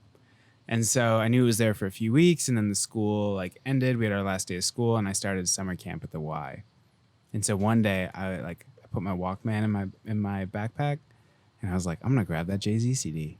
And so I went down and I grabbed the Jay-Z CD and put it in my backpack. And I went to YMCA camp, right? And so at this camp, we had to get on a school bus, and it took us to wherever we were going for the day. And so on the school bus, I had my little like earphones or whatever. There was 2 of them. Mm-hmm. And me and this other girl, we were listening to like different music on the CD. And I was like, yo, guess what I got? And she's like, what? What do you got? And I was like, no, take that Limp Bizkit CD out of the Walkman. We're going to play this Jay-Z CD. Oh, man. So I was like, all right. And so I put it in, and I was like, oh no, the battery's low. We're not going to be able to listen to it very long. So let's just get to it. Let's just get to it, girl. In the back of the bus, row R3. Okay. So it starts playing, and we're like, oh my God, this is so cool. Like we're listening to explicit Jay-Z music right now on this bus, and we're like 9 years old. Oh boy. Oh, that is young. Okay. No, like we were young. Anyway, so like the school counselor, the camp counselor would like walk up and down the bus, make sure that like everybody was behaving or whatever. And for some reason, I don't know, we were probably like super obvious that we were listening to music that we shouldn't have been. because this camp counselor comes up and they go, "Hey, what are you guys listening to?" And we were like, and immediately I'm like super nervous because I know I'm doing something that I'm not supposed to be doing. Yeah. And I don't lie. I can't lie at all. I'm bad at lying too. Yeah. I can't lie, I can't man. do it. Lindsay loves it. Like she just like asked me a question. I'll just like tell her what's going on. Yeah. And so I was just like, they're like, "What are you listening to?" And I was like, "Do you want to listen to it?" And they were like, "Yeah." And so I lean over and I like give them my earbud and they put it up to their ear and the Walkman dies. Oh, wow. Love it. See? That's fantastic. So I guess that was probably the closest moment for me where I was like, maybe there is a God. I was about to call back that too. Yeah. I was like, let him do it. Let him do it. Fantastic. Yeah, that's about as supernatural as it gets for me. That's amazing. That is amazing. I had a great question, but that moment of dopamine just killed me. So I don't have that thought anymore. Damn. Oh, that's great. Yeah. What other questions do you have? What else did you bring? What do you got? What did I bring? Let's see. Because I'm about to hit you with the same question. We probably are. We mentioned Sober October. You were very done with that. I've got self-doubt in here. Self-doubt, imposter syndrome. Yeah. I feel like you probably do have that sometimes. Yeah, for sure. But not always. I think it probably falls in line for me too, with the anxiety, depression cycle that seems to happen. I think it's a mental health thing and it's a lack of confidence when I feel that way. Yeah. I feel like my confidence kind of will take a hit at times. And I noticed that when my confidence is at its lowest, I have the least amount of faith in myself. And so I just I don't feel like I'm doing a good job at anything at that time. So it's not just photography. It's right. like, wow, like I'm kind of a shitty dad. Just a shitty person and like I'm bad at life. Yeah, for sure. It's a rough feeling, but it's only temporary. And I feel like, 4 years ago, I think it was 4 years ago, I went in and saw a psychiatrist because I had tried a bunch of different antidepressants and was trying to figure out what works for me. And I don't take anything now. Like I just kind of just chill and like embrace those feelings and just like the ups and downs. And I'm starting to expect them. And I know like when I'm going up and I know when I'm going down and I kind of feel that. And I try to keep the big picture. You're good. Big picture in play. But back then I wasn't quite there yet. So I was still working through a lot of that. And I went and saw a psychiatrist and I walked in and within 5 minutes maybe of talking to me, he told me I was bipolar. Really? Yeah. And so there was no like formal questionnaire or like conversation. It was more like he asked me like 10 questions and he was like, yeah, you're definitely bipolar type 2. And so even to this day, I'm still like, am I not? Like sometimes I feel that way. Sometimes I don't.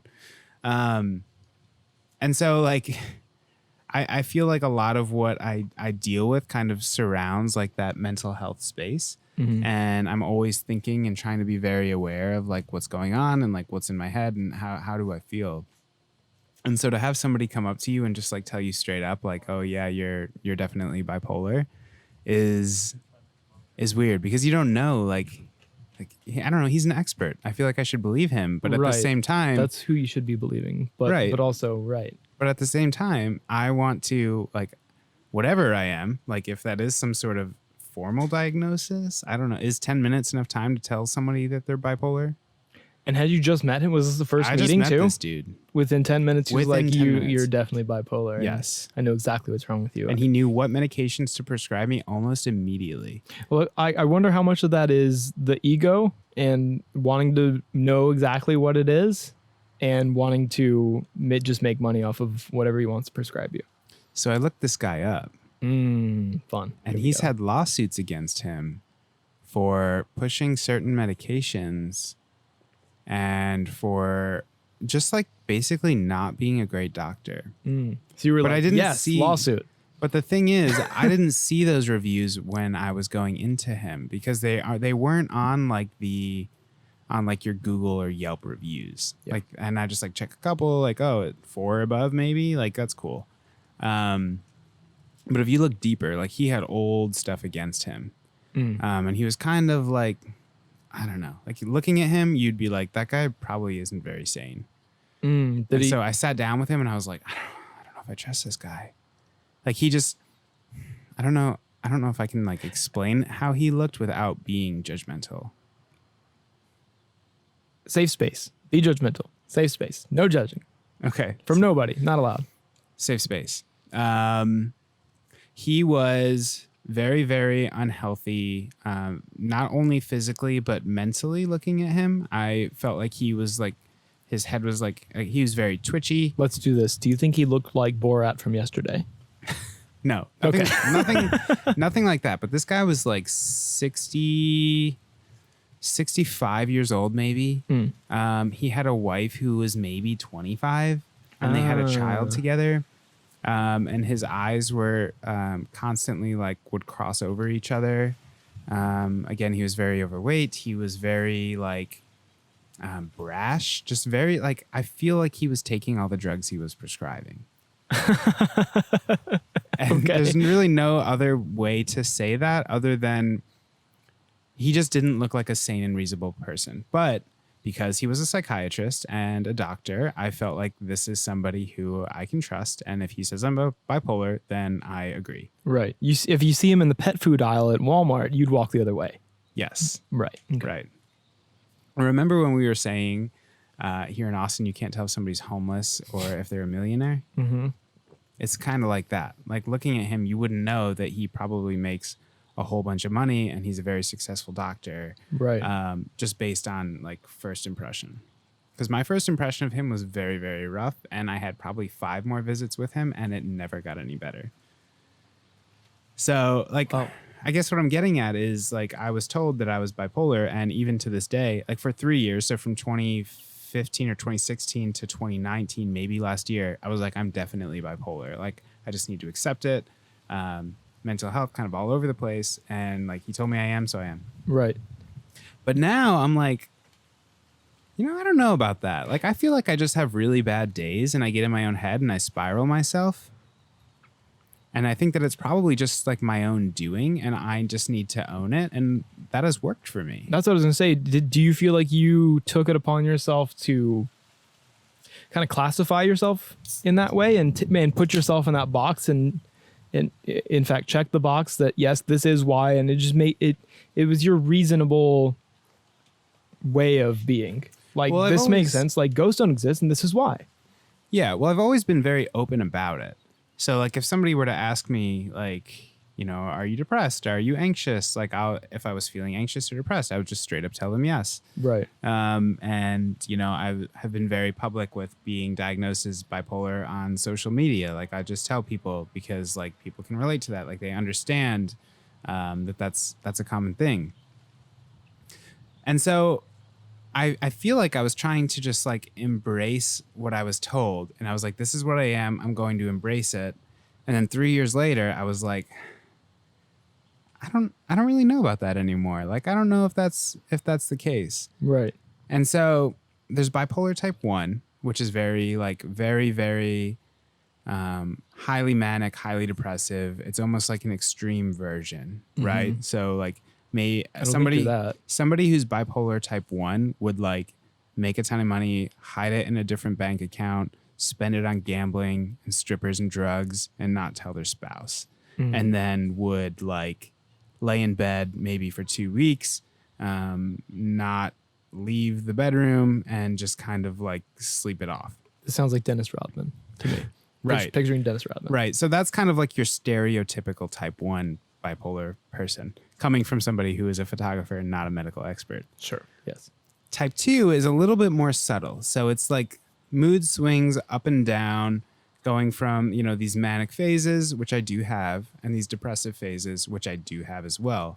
But I don't know if it's like something that I need to be medicated for because I've tried probably 20 medications and none of them have been useful for me. What has been useful is understanding like, if I had a great day yesterday and I feel like I'm starting to have a shitty day today, like I may just be like the next 3 days might be kind of shitty. And if I just embrace that and do the best I can, 3 days later, I'll realize that I'll be coming on an upswing again. Right. And just like riding those waves. And I feel like that's been the most useful thing for me from a mental health perspective. And I know that medication is useful for so many people, but I haven't found anything that has worked. Even cannabis for me has been hit or miss. Like sometimes it'll throw me into like this crazy, anxious, paranoid state, and it just like doesn't work. Like it throws me off, and it makes my experience way worse than before I smoked. And I think that that's tricky because right now, especially, people are like, oh, cannabis like does everything. Like, oh, you tore your ACL, just rub some CBD oil on it. Yeah, it's being slung in every direction. Or just like go rip a bong and you'll feel good. It's like, and so that like people will like push that on you. And so you like, when you smoke, you're like, oh, this is how I'm supposed to feel. After I smoke this, I'm going to feel good. Mm-hmm. And you convince yourself that you do, totally bypassing the fact that your like heart rate is like doubled over the last hour and you're sweating. Yeah. Like you're convincing yourself that it's working when really it's just like bringing more of those insecurities and more of those issues that you're dealing with to the surface. So don't you feel like you would be feeling it's not working. It's not working. First of all, let me tell you. Sometimes. I haven't smoked in like 4 It's not working months. For me right now. Not working. Completely just lost what I was trying to say. But I know what I'm trying to say. And it's ruining my life. Yeah. Do you feel like you're putting yourself in a box though? Because what you said was you feel that, but oh my God, the point is not coming out of my face right now. This is bad. So I try not to put myself in that box. I think that like accepting the diagnosis was important to me and then just like working through it. But to label yourself as something that maybe that guy was wrong. Like, right. That's what I was trying to say. Like you're changing it. Like you're being skeptical of this guy's point of view. Skeptical of everything. Right. Exactly. But to be like that. Yes. Yeah. Yeah. And so I'm trying not to like, I don't want to be the guy that like, oh, he said I'm bipolar and guess what? I'm definitely not. Like, I don't want it to, I don't want to reject what he said because I think that in those 10 minutes, he told me something about myself that was really important. And he could tell that my mood was like one of the questions was like, do you feel like you have too many thoughts in your head at all times? And I was like, absolutely. Yeah. Like, that's the thing. But could that be ADD, ADHD? I have no idea. And then another thing he would be like, is he would say like, do you feel like you get really sad? And I was like, or do you get really sad for no reason? And I was like, yeah. But like, maybe there is a reason. Like maybe there has to be a reason, right? Like maybe something happened and I didn't like recognize it, but you can't work through all that in 10 minutes. And so I don't know. I guess I'm having a hard time now accepting that I'm bipolar when I've learned so much about myself and I've made so much progress and I no longer feel like I need to be medicated because I just accepted like this is my reality. This is how my brain works and I just need to ride it out sometimes. How did you come to that conclusion? Like what made you start feeling that you should maybe, that's what I was trying to say earlier is like, it sounds like you just accepted the box that somebody put you in and like, what have you been doing that has been bringing you out of that box recently? So I think at the beginning I accepted it. Just because like I felt like that was important to do. But like the more time that passed, I think my wife kind of noticed these trends in me and she would notice that I would have like really good days and then I would have really bad days. And there would be anywhere from 3 days to 10 days in between them. And it was kind of like this up and down. Mm-hmm. And so, when you live with somebody for 12, 11 years, like a long ass time, they notice things about you that you don't notice about yourself. And so she kind of like told me like, hey, I noticed you did this and I noticed you did this. I noticed that some nights you will walk in your sleep and you'll talk in your sleep. And then sometimes you will just like not move all night. And so like she has noticed so much about me that I don't even know because I'm not conscious during those times. And so I think that having her like point these things out to me was really important. And and I don't know if I would have like come to that like realization without her. Those were both sleep examples. Yeah. So in your like, is there anything that like you just put that together yourself that maybe I should try to do some other things? No, I think that she was the one who was like, so for example, 3 years ago, if I would have a bad day, I would sit down and try and figure out why I was having a bad day and like break the whole day apart and overanalyze everything and internalize and spiral. And it was just like a really, really bad place to be.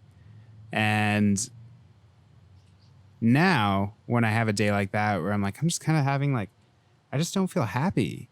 She'll be like, this happens to you like 2 or 3 times a month. Like you get these lows. And even just acknowledging like, holy shit, you're right. Like this has happened to me a whole bunch of times. But in that moment, you don't know that. Like, Right.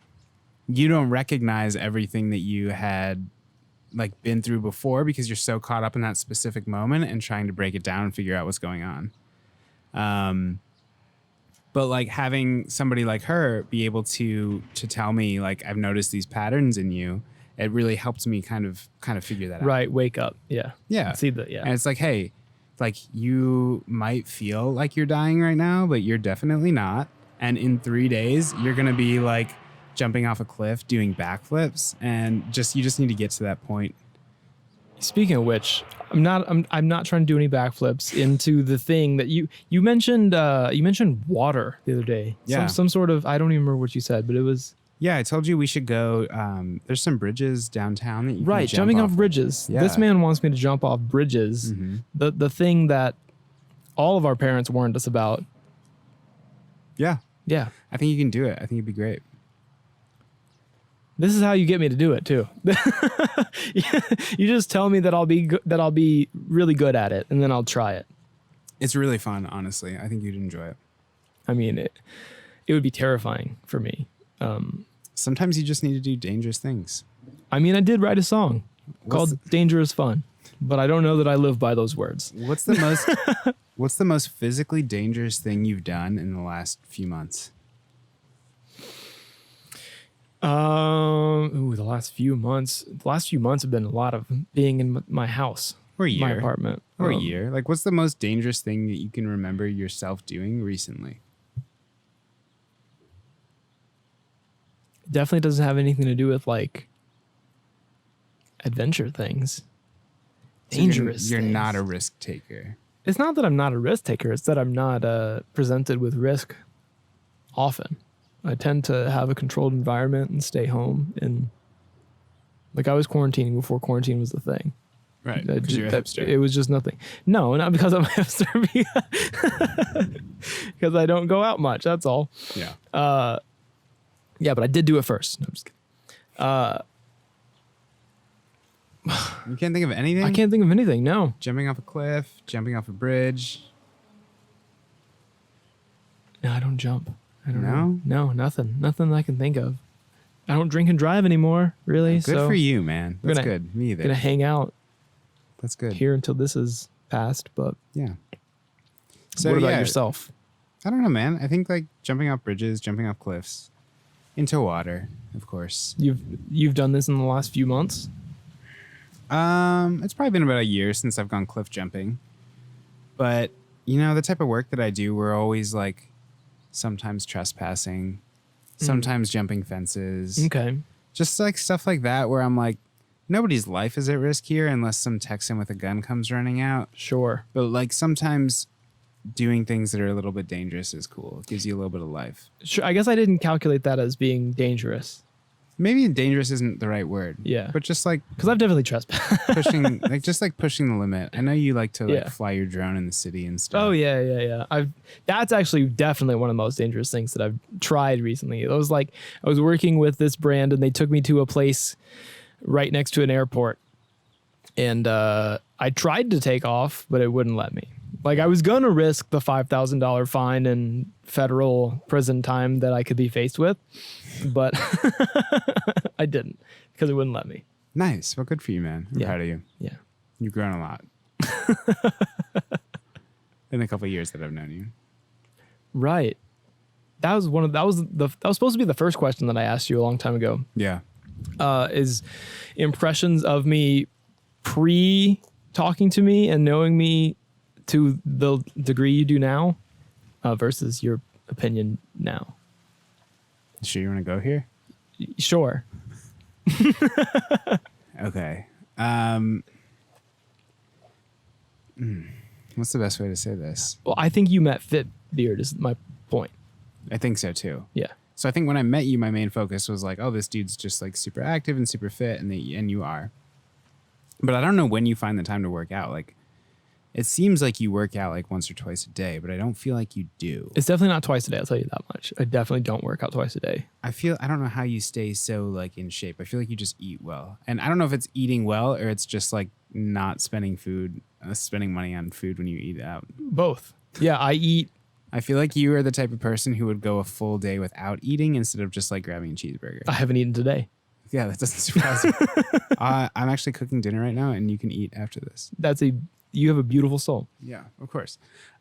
So my first impression meeting you, I was like, he's super fit, he's super active, he's good at video. I could tell that you were a little inexperienced because like some of the gear that you had was just like not quite where like some other videographers I've seen, but the product that you were putting out for the gear you had was like really impressive. And so I think that that's why I recommended you to people like Amos and to Ali and to those guys, because I was like, he's like getting started, but he clearly has a grasp on it from YouTube University or wherever you learned like everything that you know, because like you get like timing of footage to music and your composition is really good, and like you have a really good feel for that.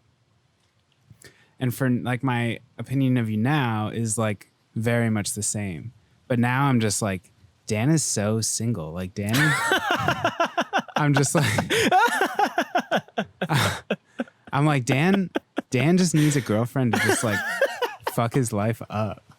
I'm like, that's what I got out of. I don't need that at all. That's the opposite. I don't want any drama.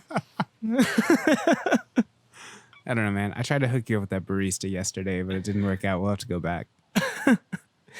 Was that you trying? No, it was a very like half-assed attempt. You're like, let me just say words. Let me just answer her questions. Yeah. And maybe she'll be interested in Dan. It's the most passive. Oh my goodness. Oh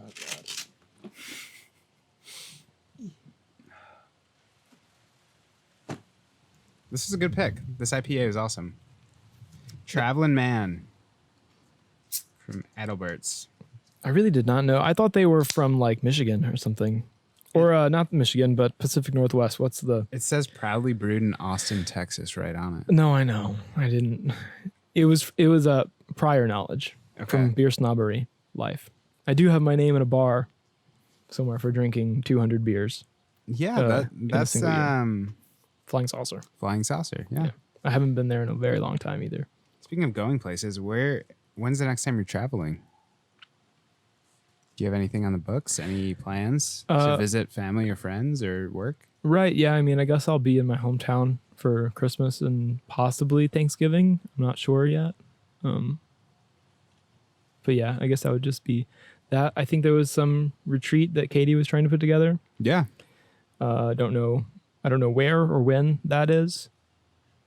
I don't know if she knows where or when that is. That seems to be her thing, just putting things together on the fly and just making it some sort of fun event. It works. That's what she does. It works out, right? Other than that, no, I don't know. Yeah. What about yourself? That's cool. I have a lot of weddings booked that are kind of all over. Half of them have been rescheduled, so I feel like the second time they'll definitely work out. People are kind of, after they reschedule once, they're like, oh, we're just going to push forward. We'll have less guests. We'll do whatever we need to do, but we're not going to move it again. Yeah. So we actually talked about taking the girls to Disney World in December, right before New Year's. So we might do that and then maybe take a little trip. We're really trying to go to Spain, but I don't think that's going to work because the whole international travel thing is kind of still rough, and it's probably going to get more rough as things get colder. But as far as work goes, I've got I have a wedding in Napa Valley, which will be really fun. That would be fun. I have a wedding in Vermont, which is cool. I'm going to hang out with Bernie. I was gonna do a Bernie impression, but I couldn't find it. I was like about to. It's a very muted, nasally voice. It's muted and nasal. For sure. I have another wedding in Philadelphia, which is really exciting. That'll be around Christmas time in 2021. Oh, it's way out there. Okay. That one's, it was supposed to be this December, but it was pushed to next December. So wait, are you already in 2022 then? Because of all the booking. pushes? Well, I have people booking, not even reschedules, just people already booking 2022. Mm-hmm. So, yeah, it's hard to keep up with that. That's pretty cool though. But yeah, I mean, for somebody who has trouble committing, like what they're doing that evening, committing years in advance for me is a really good step and shows a lot of growth. Is that a thing for you? You have a hard commitment thing? Because that you asked me yesterday, when's good for you? And I'm like, I don't know, dude. Well, I'm like here right now. I don't know. Yeah. So I think that the thing when you're married is like, not only are you committing for yourself, but you're committing for your spouse. Right. So when I say like, yeah, 3:00 works, that means that like, oh, like I'm not going to be around for a few hours and you're going to have to take the kids to cheer and you're going to have to pick them up from cheer and you're going to have to finish up dinner and you're going to have to like, so like even small things, it requires, you have to think like 5 times as hard. Right. Even there's one other person involved. Right.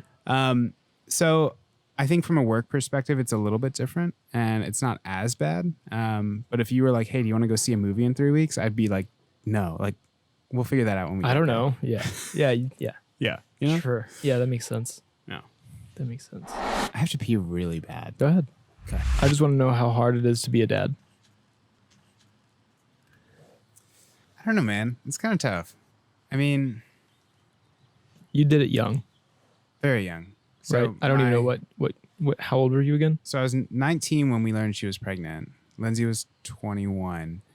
And so 19 when I learned she was pregnant and 20 when Emery was born. So very, very young.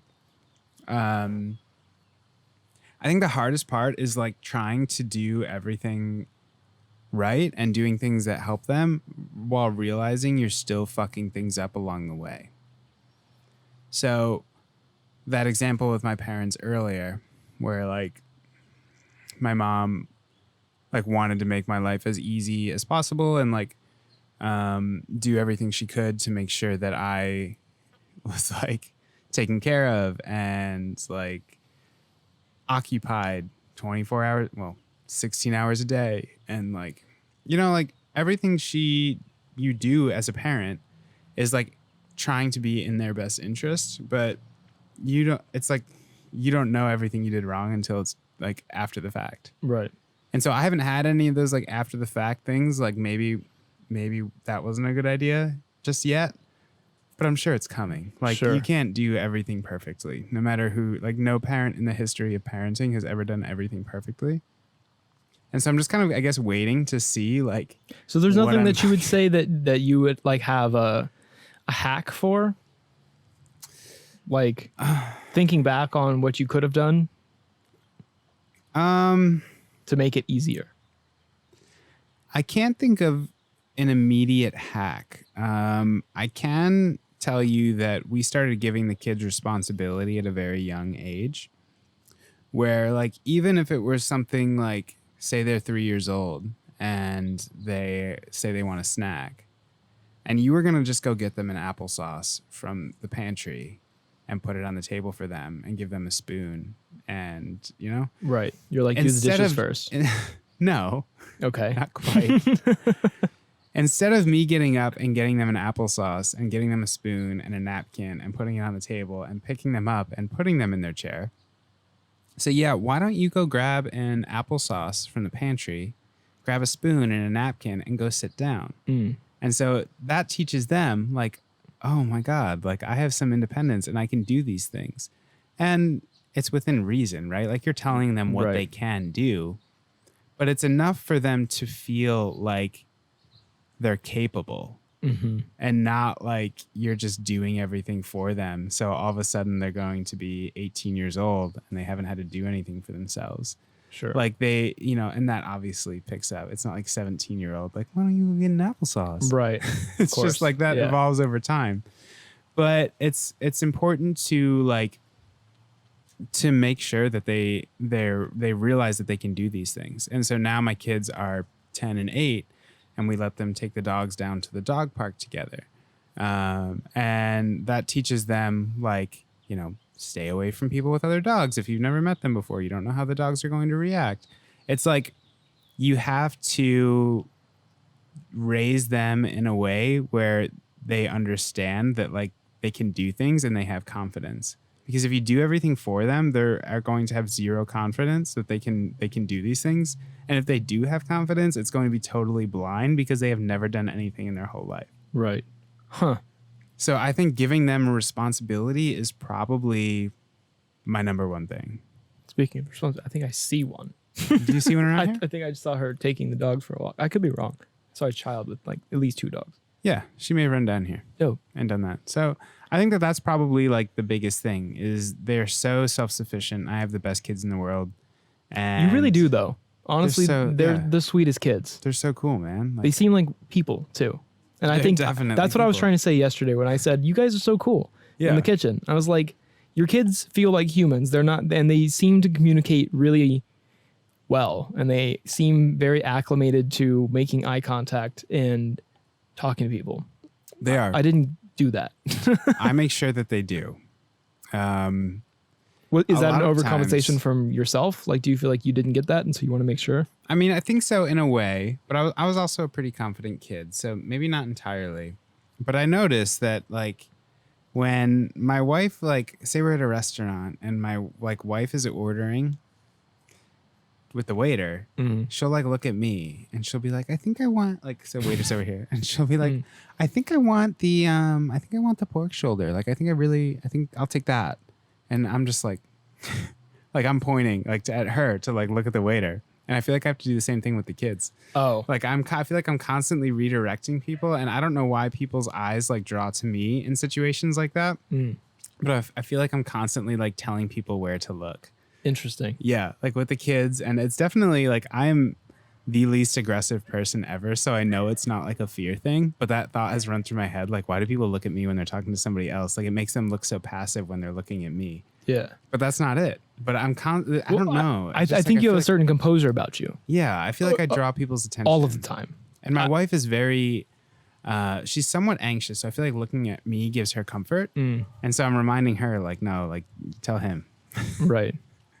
I was your wife when I was not I was your wife when I was a 10-year-old, but we had the same shit. The same, yeah. Sometimes I would have my brother order for me. Okay, because you were afraid. Not even that I was afraid. I just didn't want to talk to people sometimes.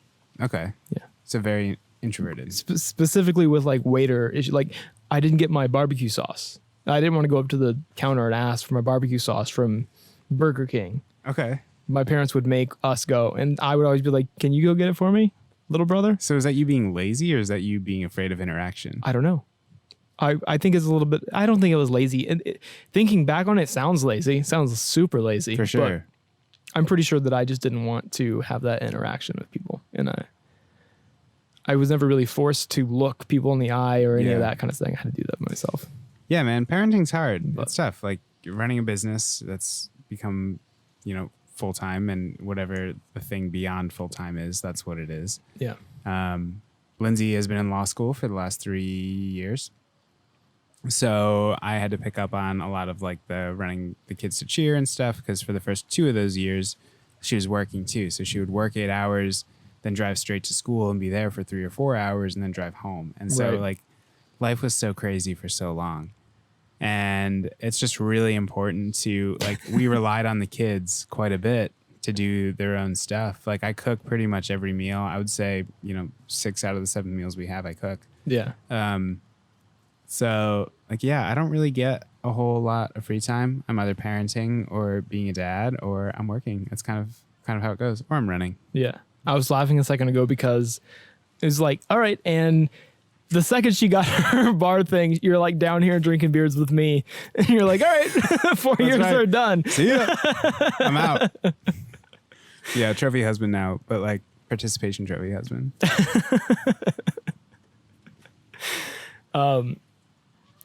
Last question, then I'll wrap this up. Just being a big brother. You're a big brother and I'm a big brother, and I don't know that I've always been the best big brother. My heart's always been in the right place, but sometimes I can be selfish. And our situations are much different because my brother's only 3 years younger than me. But I was having a conversation with my friend Ian yesterday, and he was saying how he told me that I told him something about my brother, just like because we're all close. And so my brother's going through some things currently. He just had a child, and it's just been hard. Yeah. Where's my phone? I think I have to turn that alarm off. I don't know. I have no idea where it is. Is it in here? Oh, it's right here. There it is. Your friend Ian. Yeah, my friend Ian and my brother. So my brother has some things. He's having a child, and so I, in the past, have felt like I haven't always been like the most supportive. I've always cared. I love the guy. I love my brother dearly, and I would help him however I can. I just tend to let people figure out things for themselves, because I feel like that's what I did, and that's what high school was for me. I told you I was the crying guy, and I figured it out myself. Like, it just takes time. Yeah. But my friend told me that, you just got to be supportive. And I'm like, well, what does that mean? Like, I asked him the same question. What does being a supportive big brother mean to you? Like, how do you do that? Yeah. Like, maybe I just don't know what I'm doing. Maybe I want to, but I don't know. So I am 12 years older than my brother. So I feel like I was kind of raised in a way where, like, not because of my parents doing, but just because of the age gap, I feel like I was more of a guardian than a brother. Same. I punched somebody for my brother. Okay. I made him lose his breath, and that could also be like a brother thing, though. I guess. Like I was like helping change my brother's diapers and stuff. Right. Because I was a teenager when he was in diapers. Right. So like I was able to help and be involved in all that stuff. And so I think for me, like being a supportive big brother for him right now is he is about to turn 18. He's trying to figure out where he's going to go to college. He's trying to figure out if he's going to run competitively. He has a girlfriend, so he's trying to figure out like what their plans are long term. And so a lot of our conversations are very mature, and they're based on like what's best for him, and not only in the short term, but primarily the long term. And so I feel like I get to have quite a bit of a say, and I know that he values my opinion because I've already been through like, I'm 12 years older than him, but I'm like 30 years ahead of him in experience because of everything that like I've been through with, being married and having kids and a business owner and doing all that stuff. And so I feel like I have a lot of good advice for him. And the cool thing about being supportive is that he appreciates that. And I've yet to tell him something and he'd be like, well, thanks, but no thanks. Like he always takes it into consideration, and he's very level-headed. So I feel like he applies what I tell him to a reasonable level, which is cool. That is good. Yeah. I don't know. Your brother sounds like a very reasonable guy, even if you didn't exist. You know what I mean? Well, don't get ahead of yourself. Okay. He stole my dad's truck. Like, okay, so we do have the same brother. He stole my dad's truck 3 years ago to go to his girlfriend's house, and he got pulled over by the police for driving the wrong way down a highway. So my brother took out like 80,000 people's lights and electricity because he ran into a power outlet thing, whatever it's called. I don't know. Younger brothers are just dumb, man. Like, you just have to like recognize that. That's crazy. Oh man. Cool, man. All right. We should that alarm was actually for the pork shoulder that I have in the oven. So we should go up and take care of that, and we'll eat it for dinner. Great. That sounds like a good idea. Cool. Thanks, man. Appreciate it. Appreciate it, man. See ya. See ya.